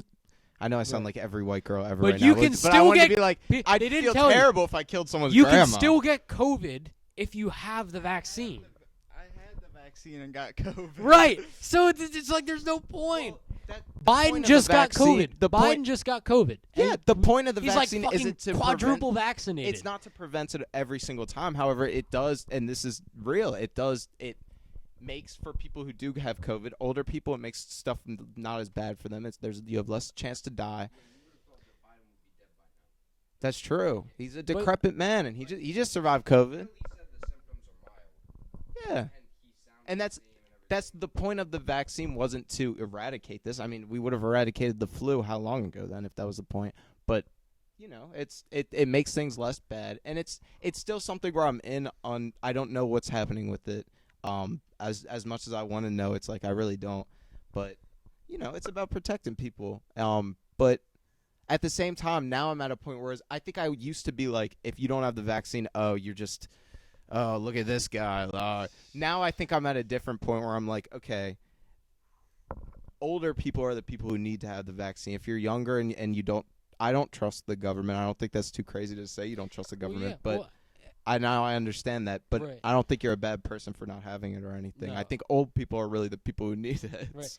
And then another thing is, during the whole COVID thing, they were just telling everybody to stay inside and get vaccinated and everything. They never told people, make sure you're eating healthy, make sure that you're going outside, getting sunlight, not going around people, but at least like going on a walk, whatever. They were just telling people, wear a mask, do this, do that. And that's not how you stay healthy, Mm-hmm. Well, I mean, the government's concern wasn't with keeping everyone healthy; it was keeping everyone away from COVID. They're not they're not getting Isn't that everyone the on the same nutrition menu. Isn't that the same thing? No, Because the government can't you're make not people healthy. healthy. You're not healthy if you're sick. I'm talking general health in terms of how you eat, exercise, that yeah. type of thing. Well, the government has never promoted general health ever. McDonald's is literally, they love McDonald's. But they It's needed like- to have some way to avoid the virus, and that, I mean, the masks work. You know what I mean? I don't think anyone's Are you denying the fact masks work? Masks don't work. There is literally What? there is this doctor. So air particles, right? Mm. He had one of the surgical masks on. Mm. He took a hit of a vape, blew it out, and it went through the mask. Yeah, because it's cotton. There's holes in everything. So you can still breathe stuff in, and if you're touching something, you don't know what other people have But touched. it avoids it. It's like a yeah. It's what's that thing that you like? You can put sand into it at the beach and it'll drain out the water. A strainer. It's kind of like a strainer. Maybe, I don't know. I don't know But what I'm talking air about. particles, I think it might be air like a particles strainer. are different than sand. I think but it does look at places like Japan. You know what I mean? They on their day to day, even before COVID, they wear masks and they That was like a fashion thing. That was like that an was eight- not a fashion No. thing. You just walk. If you went to Japan, you just see more than half or around half. I don't know, but they people were wear wearing- masks. They were wearing like these fashion pattern masks. Yeah, I didn't even see the pattern masks until the virus. I'd only see the N95 blue ones, and it'd be a bunch of older Asian people who wear them, and that's smart. Everything it stops over in the, China, everyone's so close together, and they're all sick and diseased because the government doesn't take care of them. Yeah. So that's a little different than America. Mhm.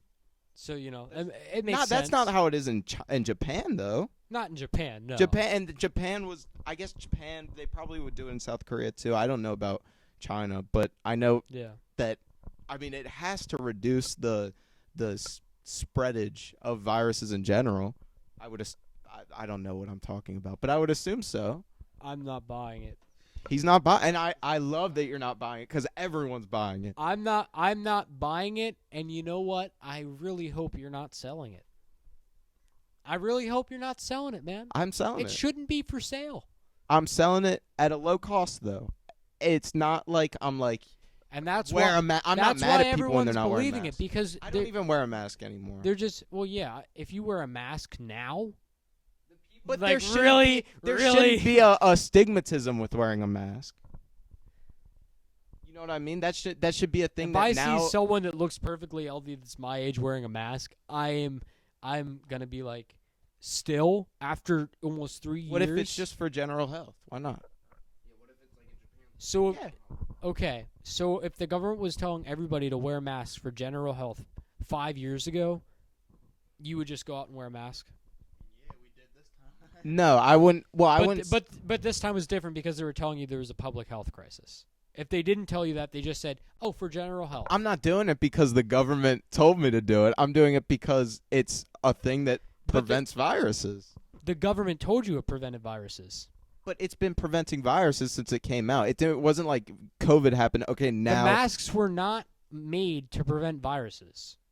Yes, they are. They're made they're made to stop the spreading of germs. Like big particles like blood and stuff during surgeries. I guess I don't know enough about it to say, but I mean, I Doctors would wear it assume because that they're if people dealing have been with- wearing N95 masks for as long as they have to like you. And You they don't think also you're don't wanna less get- likely to get a cold wearing a mask? No.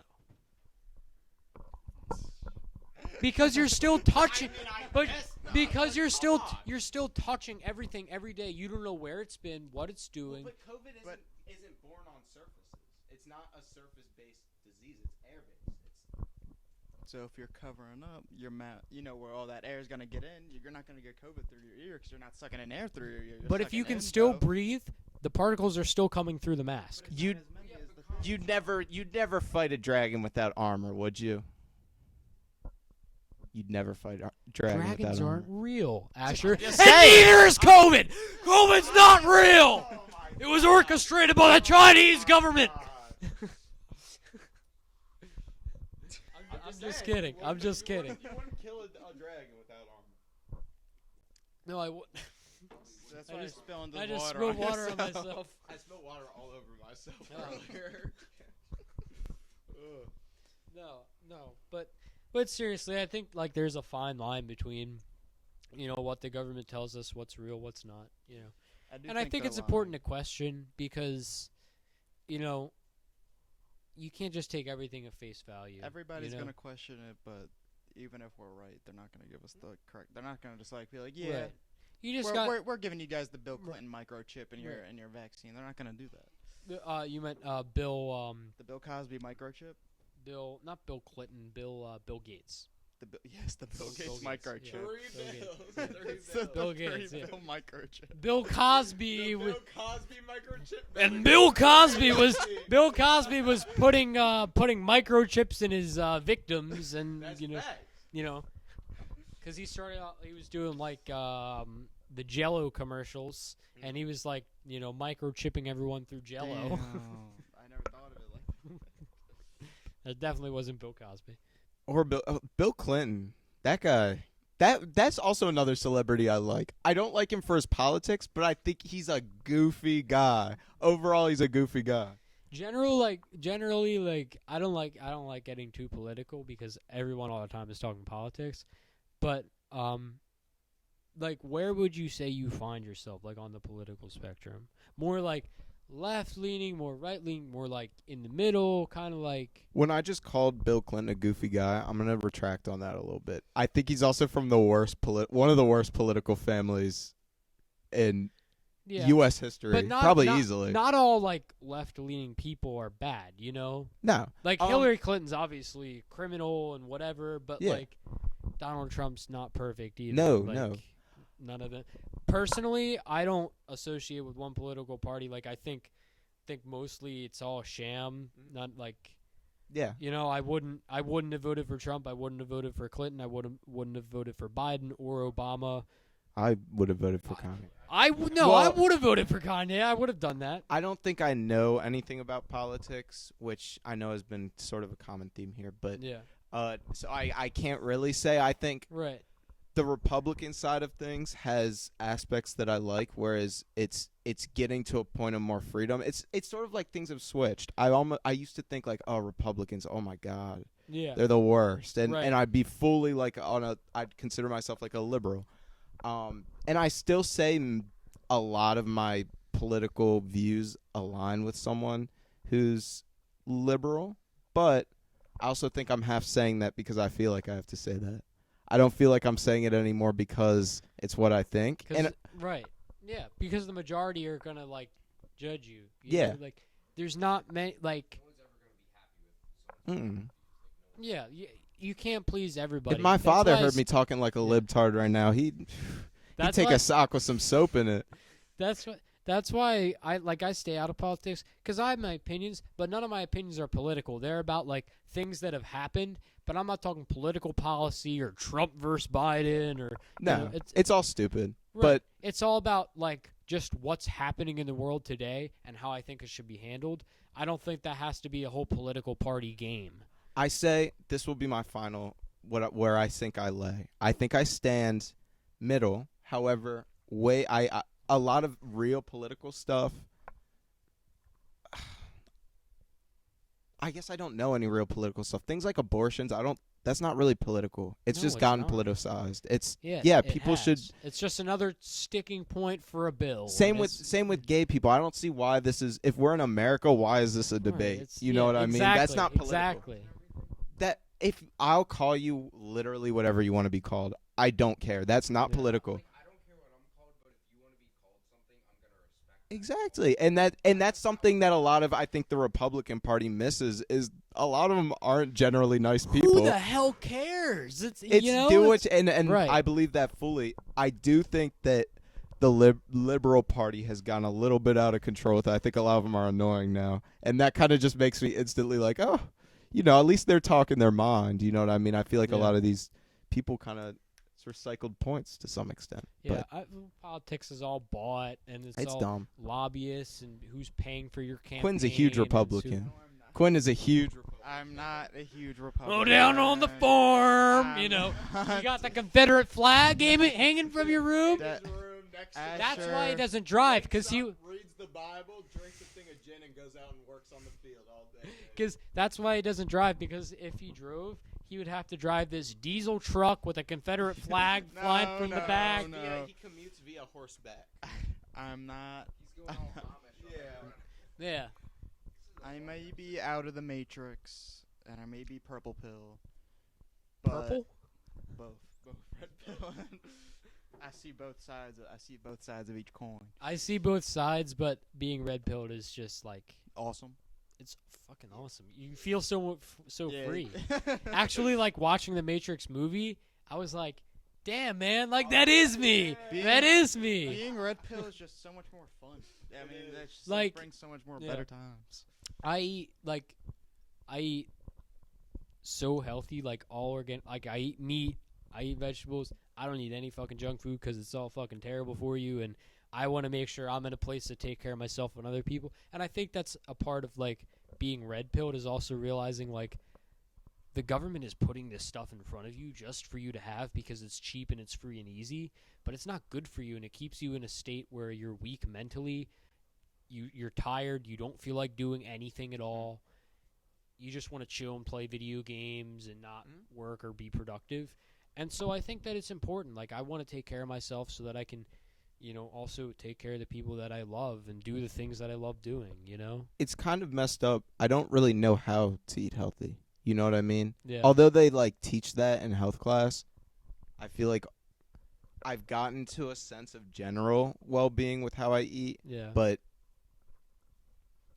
well, I've also done research into it, and I've looked into stuff, and I've looked into what different ingredients are, and when I get into something, I'll go full into it and research it and make sure. He's so passionate about the most random. I love that. I really love that. I am. You could bring something up, and it'll be so that's what you're passionate about?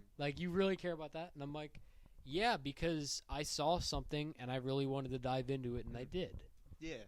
That's a thing I've been trying to work. I guess it's kind of a thing I've been trying to work on, is thinking for myself, which I know sounds like everyone's like, oh, yeah, I think for myself. I don't think I think for myself ever. I think a lot of my opinions on some things, I've been trying to work on it, but it's like, oh, I saw a review of, for example, we talked about the Logic thing. Yeah. I saw a review of that Logic album, Right. got a 0 and a 2, and I'm like, now instantly, I don't. And that's okay, because you're so young. And I'm 1-2 years older than you. I'm 18. How old are you? 17. We're both 17. 17. It's I don't hang around people that aren't in some way mature, or they're just totally doing whatever people tell them to do. You guys are obviously pretty cool people, and you're chill, and This is officially the longest an episode has ever gone. how long is it? Nice. An hour 48. Really? You guys want to go to 2 hours? I'll do whatever. I got Yeah. work at 4:30. That's the only Alright. thing. It's 3 or 5 now. Yeah, 3 or man. 5. Yeah, My haircut appointment's long Yeah, gone. alright. Roadhouse is 15 minutes away from Yeah. you, so you're good. I'll do whatever. I'm Yeah. here for as long as you keep me. Yeah. What was I saying? Oh, but yeah, obviously, I'm very particular about who I surround myself with and who my circle is, and they have to be not they have to be this certain type of person, because I'm friends with all different types of people, but they just I don't just surround myself with a bunch of different people so I can just hang out and go to parties and have fun. People that I know me, they Me and Quintin, I'll let you talk on this too, because I think we might be a little different on it, or maybe not.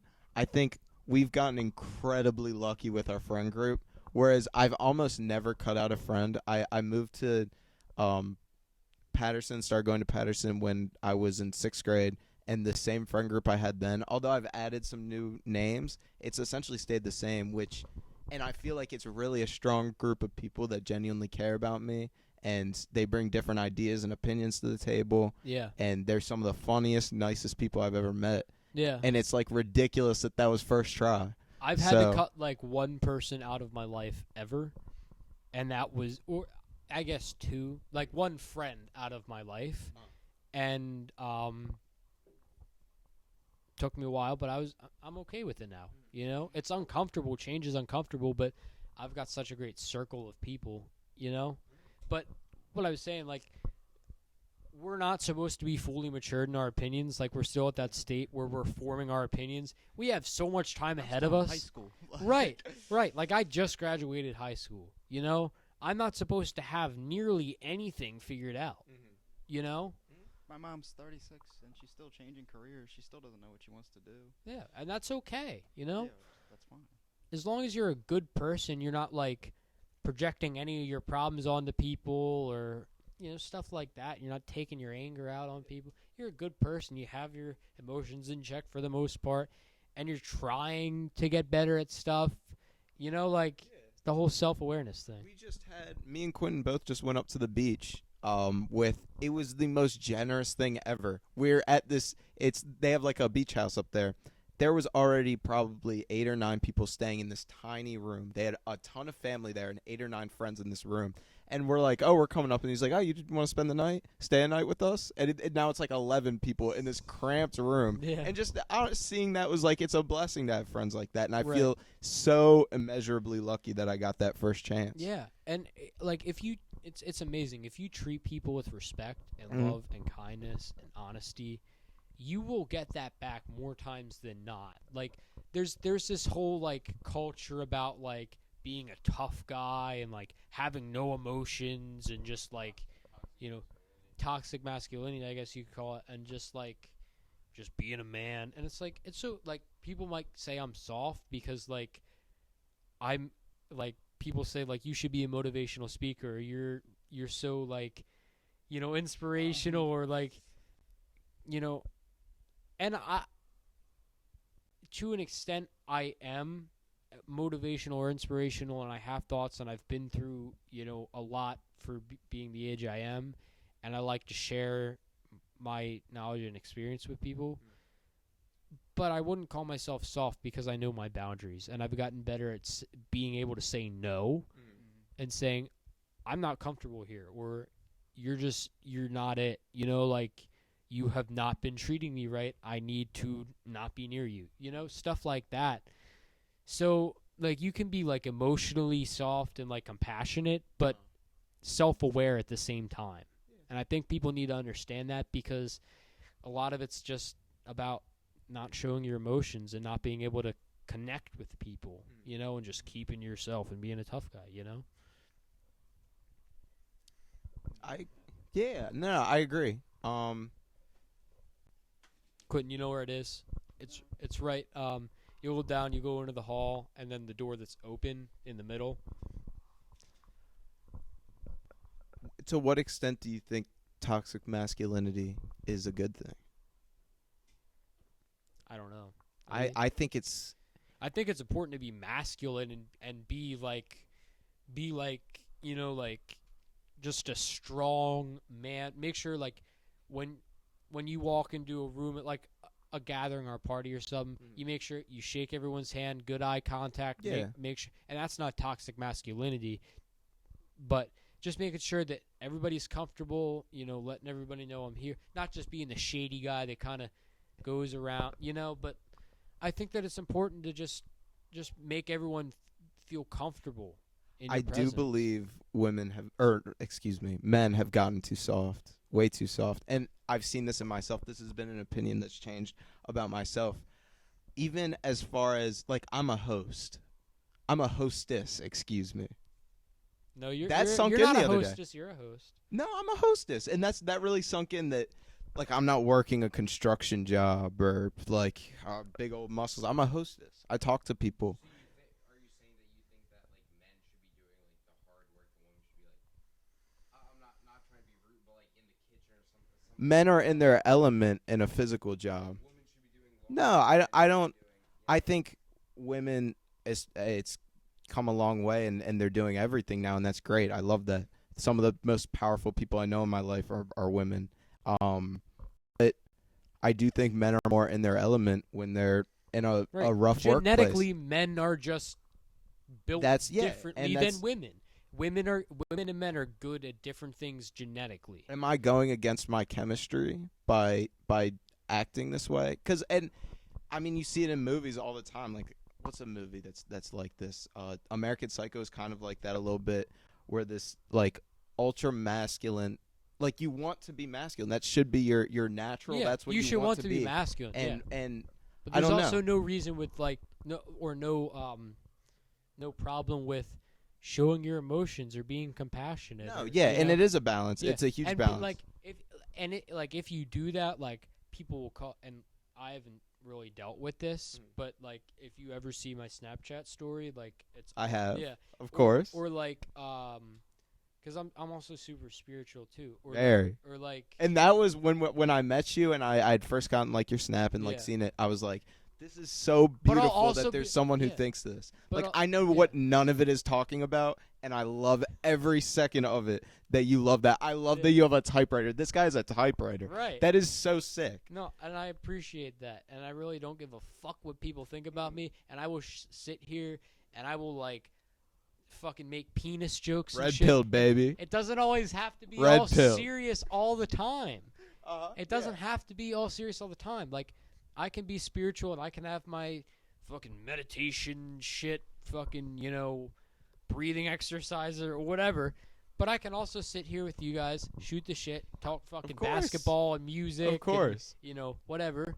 But, but like, people will often, like, when men show their emotions or whatever, they'll call them gay or like, and that's wrong. That's not right. That's not gay. That doesn't make you gay. That like, people confuse gay with like, I guess women typically are more like showing their emotions and stuff. I think there's a negative connotation for men being emotional. Yeah, people or like more closed more off. more girls are, like, more open and feminine. But that's like, just because you're in tune with your feminine side doesn't make you gay. Yeah.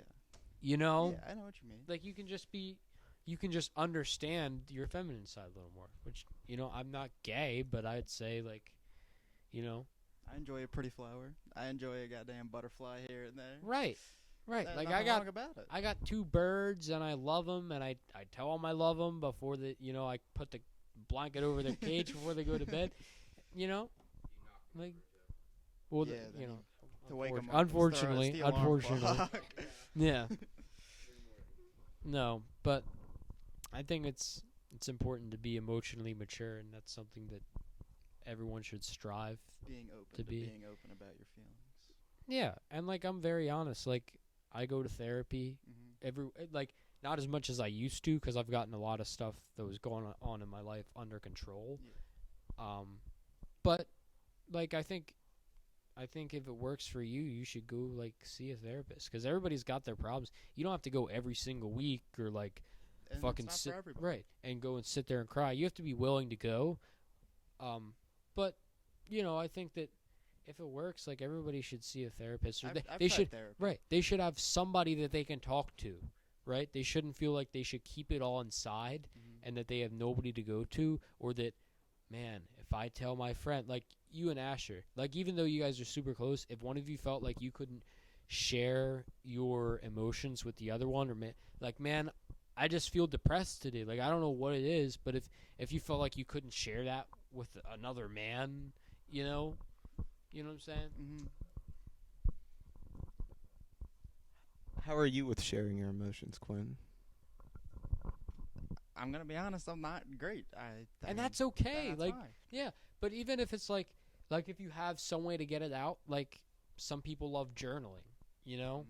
Some people like to talk to people or go to therapy Or do like art. or do art, or like, some people, like, their sport is therapy for them, or working out. anything can you be know? therapeutic. Yeah, for- anything. Yeah, right.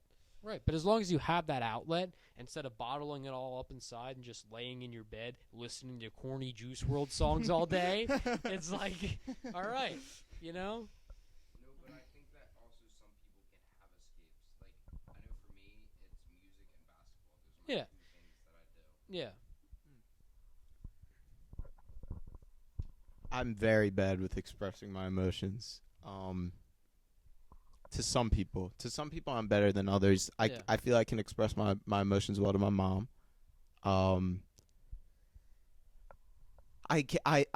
very blessed to have friends like I do. There's a few people off the top of my head who I think, one obviously being Quintin, but Yeah. people I think, I can share anything with them. But Right. even there is now this is where I think we were talking about toxic masculinity or whatever. Yeah. This can be a negative of it, where sometimes I do feel almost ashamed to express how I feel. You know what I mean? Like, oh, why Yeah. are you being Yeah. I don't know. So, and there are flips to that. I understand there are things I think are positive from it, but yeah.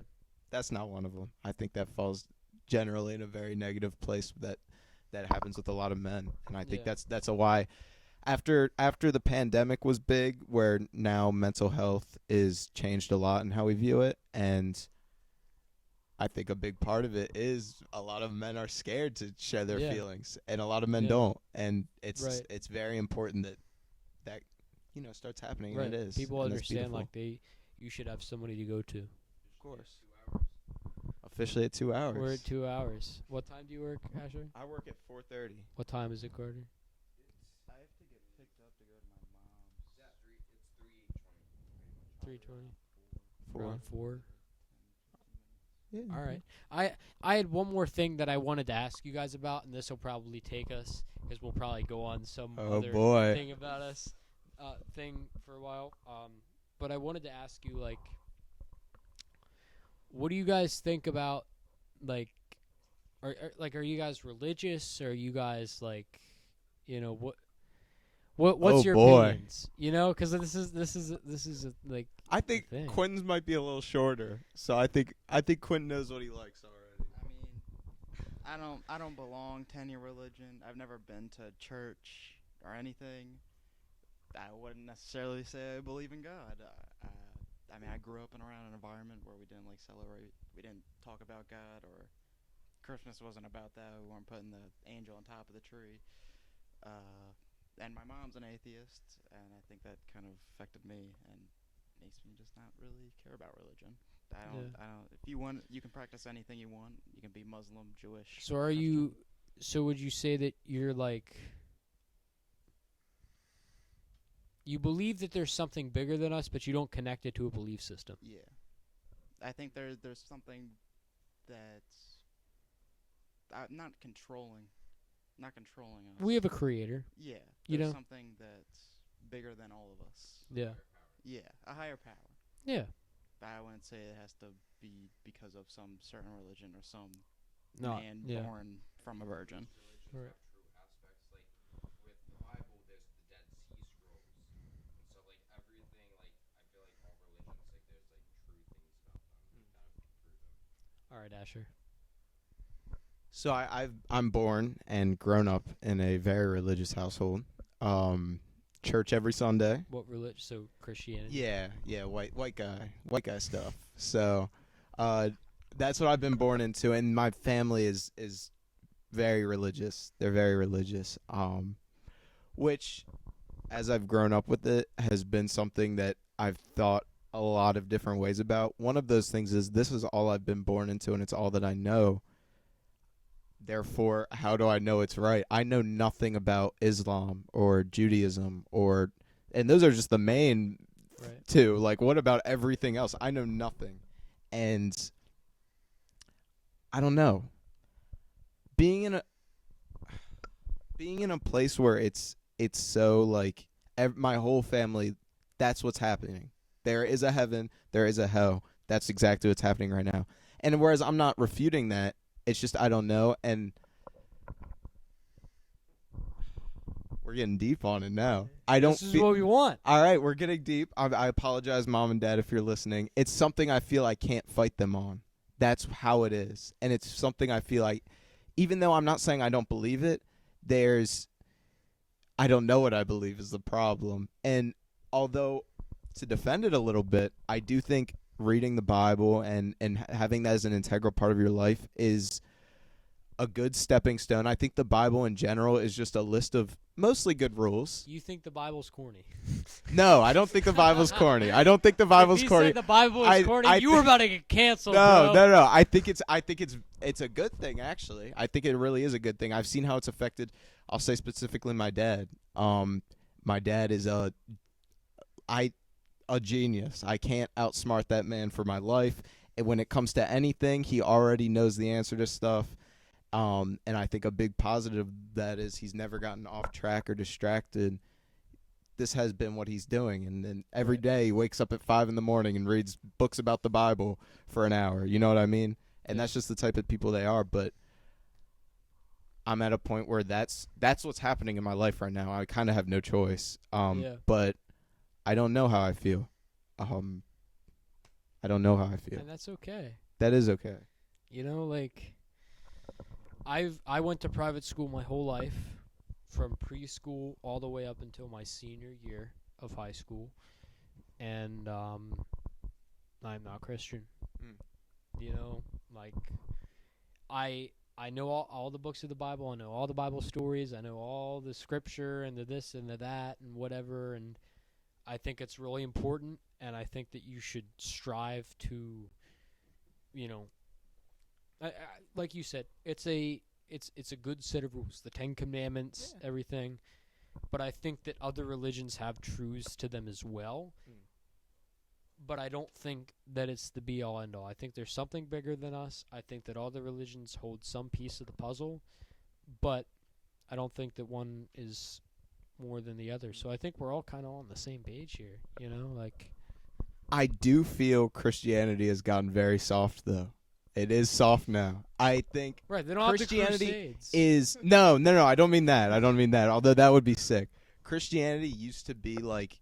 You believe, like, Christians don't really believe what's in the Bible. You know what I mean? Oh, Christianity is against gay people. Everybody's having sex before marriage now. I'm not, and this is not stuff. I'm not against gay people, but I don't know. Like, you draw Muhammad in like Islam. You go to an Islamic country and draw Muhammad, they'll kill you. They'll literally kill you. There's like a whole Netflix joke documentary about Jesus being gay. I haven't seen anyone die over it. And I'm not saying like this is, it's funny. Okay, whatever. I don't care. But they've gotten soft. People can't lie. Gay jokes are funny. We're not. Dude, they're hilarious. Bro, when people make gay jokes, they're not making fun of gay people. It's just a thing. It's not like I hate you. You are the F word. It's just like. You're gay, man. Like, you know? No. It's just a funny thing. That's especially with today's culture. It's so hard to talk because it's like hard to talk about it almost. Right. And I don't see a gay person and I laugh at them like, you're gay. Yeah. It's just like every once in a while making a joke, just making a gay joke. You know, or like you can't even say it without you laughing.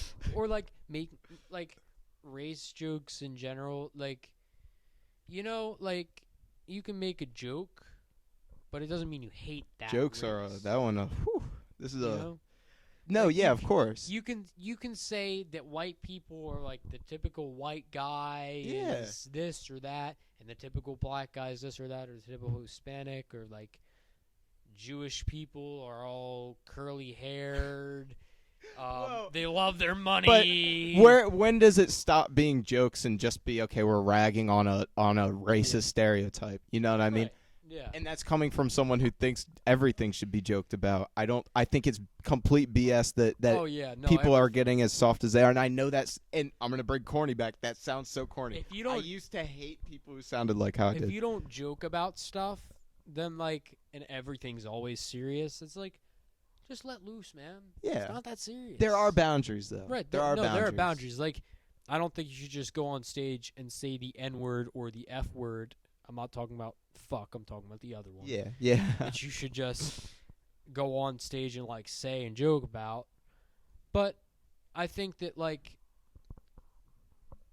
in general, just making jokes is fine. Yeah. Well, I'll say I'm hypocritical. I'm very hypocritical when it comes to this. I'll take the Holocaust, for example. The Holocaust is horrible. No one's refuting that. 6 million Jews died. That's terrible. If you're asking me right now, no, the Holocaust shouldn't be joked about. I've laughed at God knows how many Holocaust jokes. You know, Of course, me and Quintin have personally- made Holocaust jokes. Like it's very Personally- hypocritical because I know it's right, but personally, the Holocaust is overrated. I don't know. I don't get the hype. Oh, Colin, listen. Cut. I don't get I the don't hype. know who this guy is. I'm not associated with this man in any way. Personally, I don't get the hype. Oh, no. No. Horrible. Same with 9/11. Everyone's made countless 9/11 jokes. Some of them are funny, but it's horrible. So it's like I'm very hypocritical. Of course. And 9/11 didn't even happen. yeah, well, Then what are you talking about? I don't know. I'm just kidding. I mean, I swear I'm listen. just kidding. You don't think the government? Even though my last name is Yeah. Reich, I swear I'm not a Nazi. Oh. I promise. Oh, he made the Jew joke, and his last name is Reich. Dang. They're gonna come after me, Oh. all 40 of my fans. Oh, well, I don't know. This clip is gonna be played over and over again after I'm on episode 5,000, and they're like, when Colin was 18, Yeah. he made a Holocaust joke, and he said No. it wasn't real. Listen, when he's on his 5,000th podcast episode and you guys start coming for him for that, leave me out of it, all right? Bro, why do leave me out of it. They always come after people like 20 years later.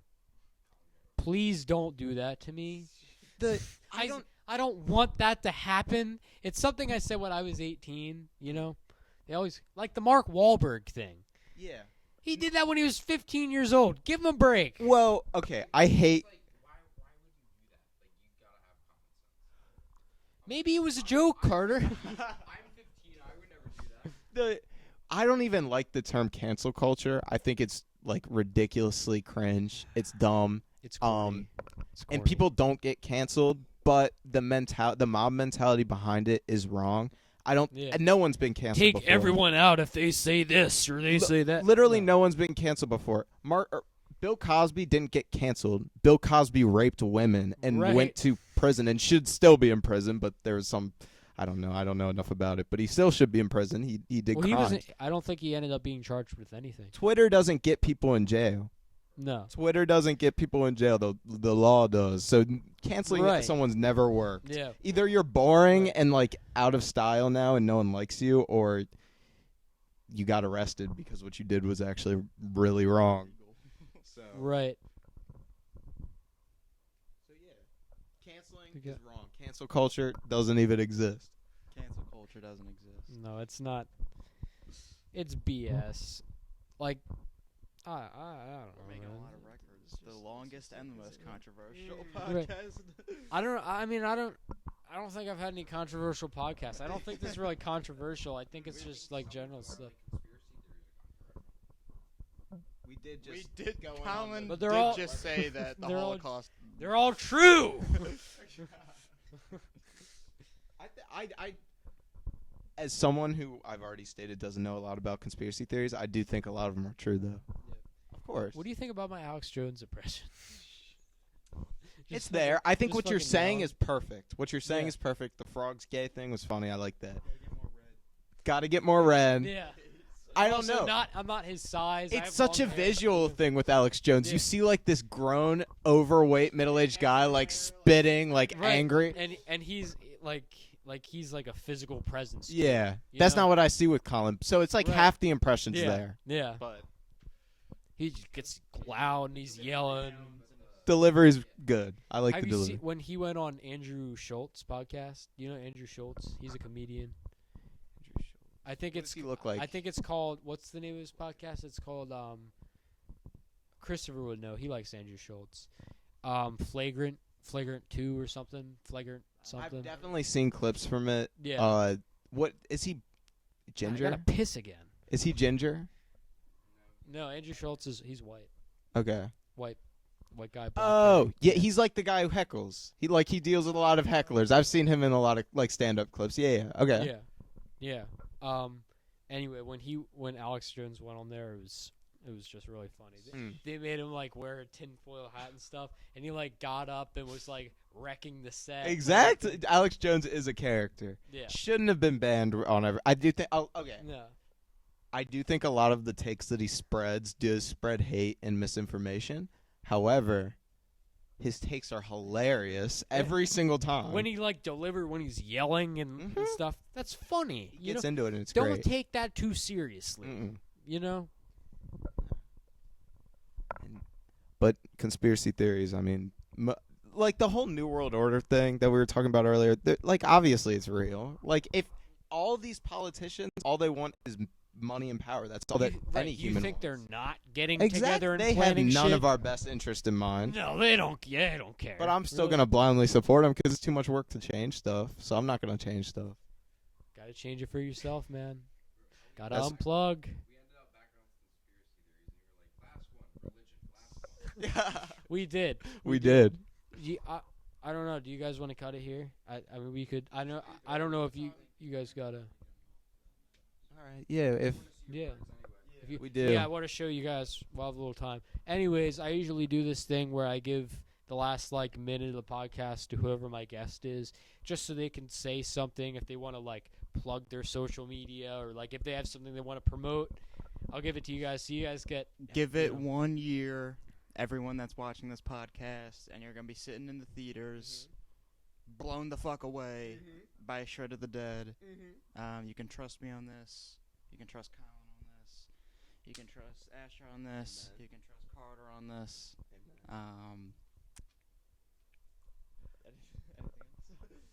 I'm excited for Shred of the Dead. It's something that I'm very passionate about, and I really want to happen. I know Quinn feels the exact same way.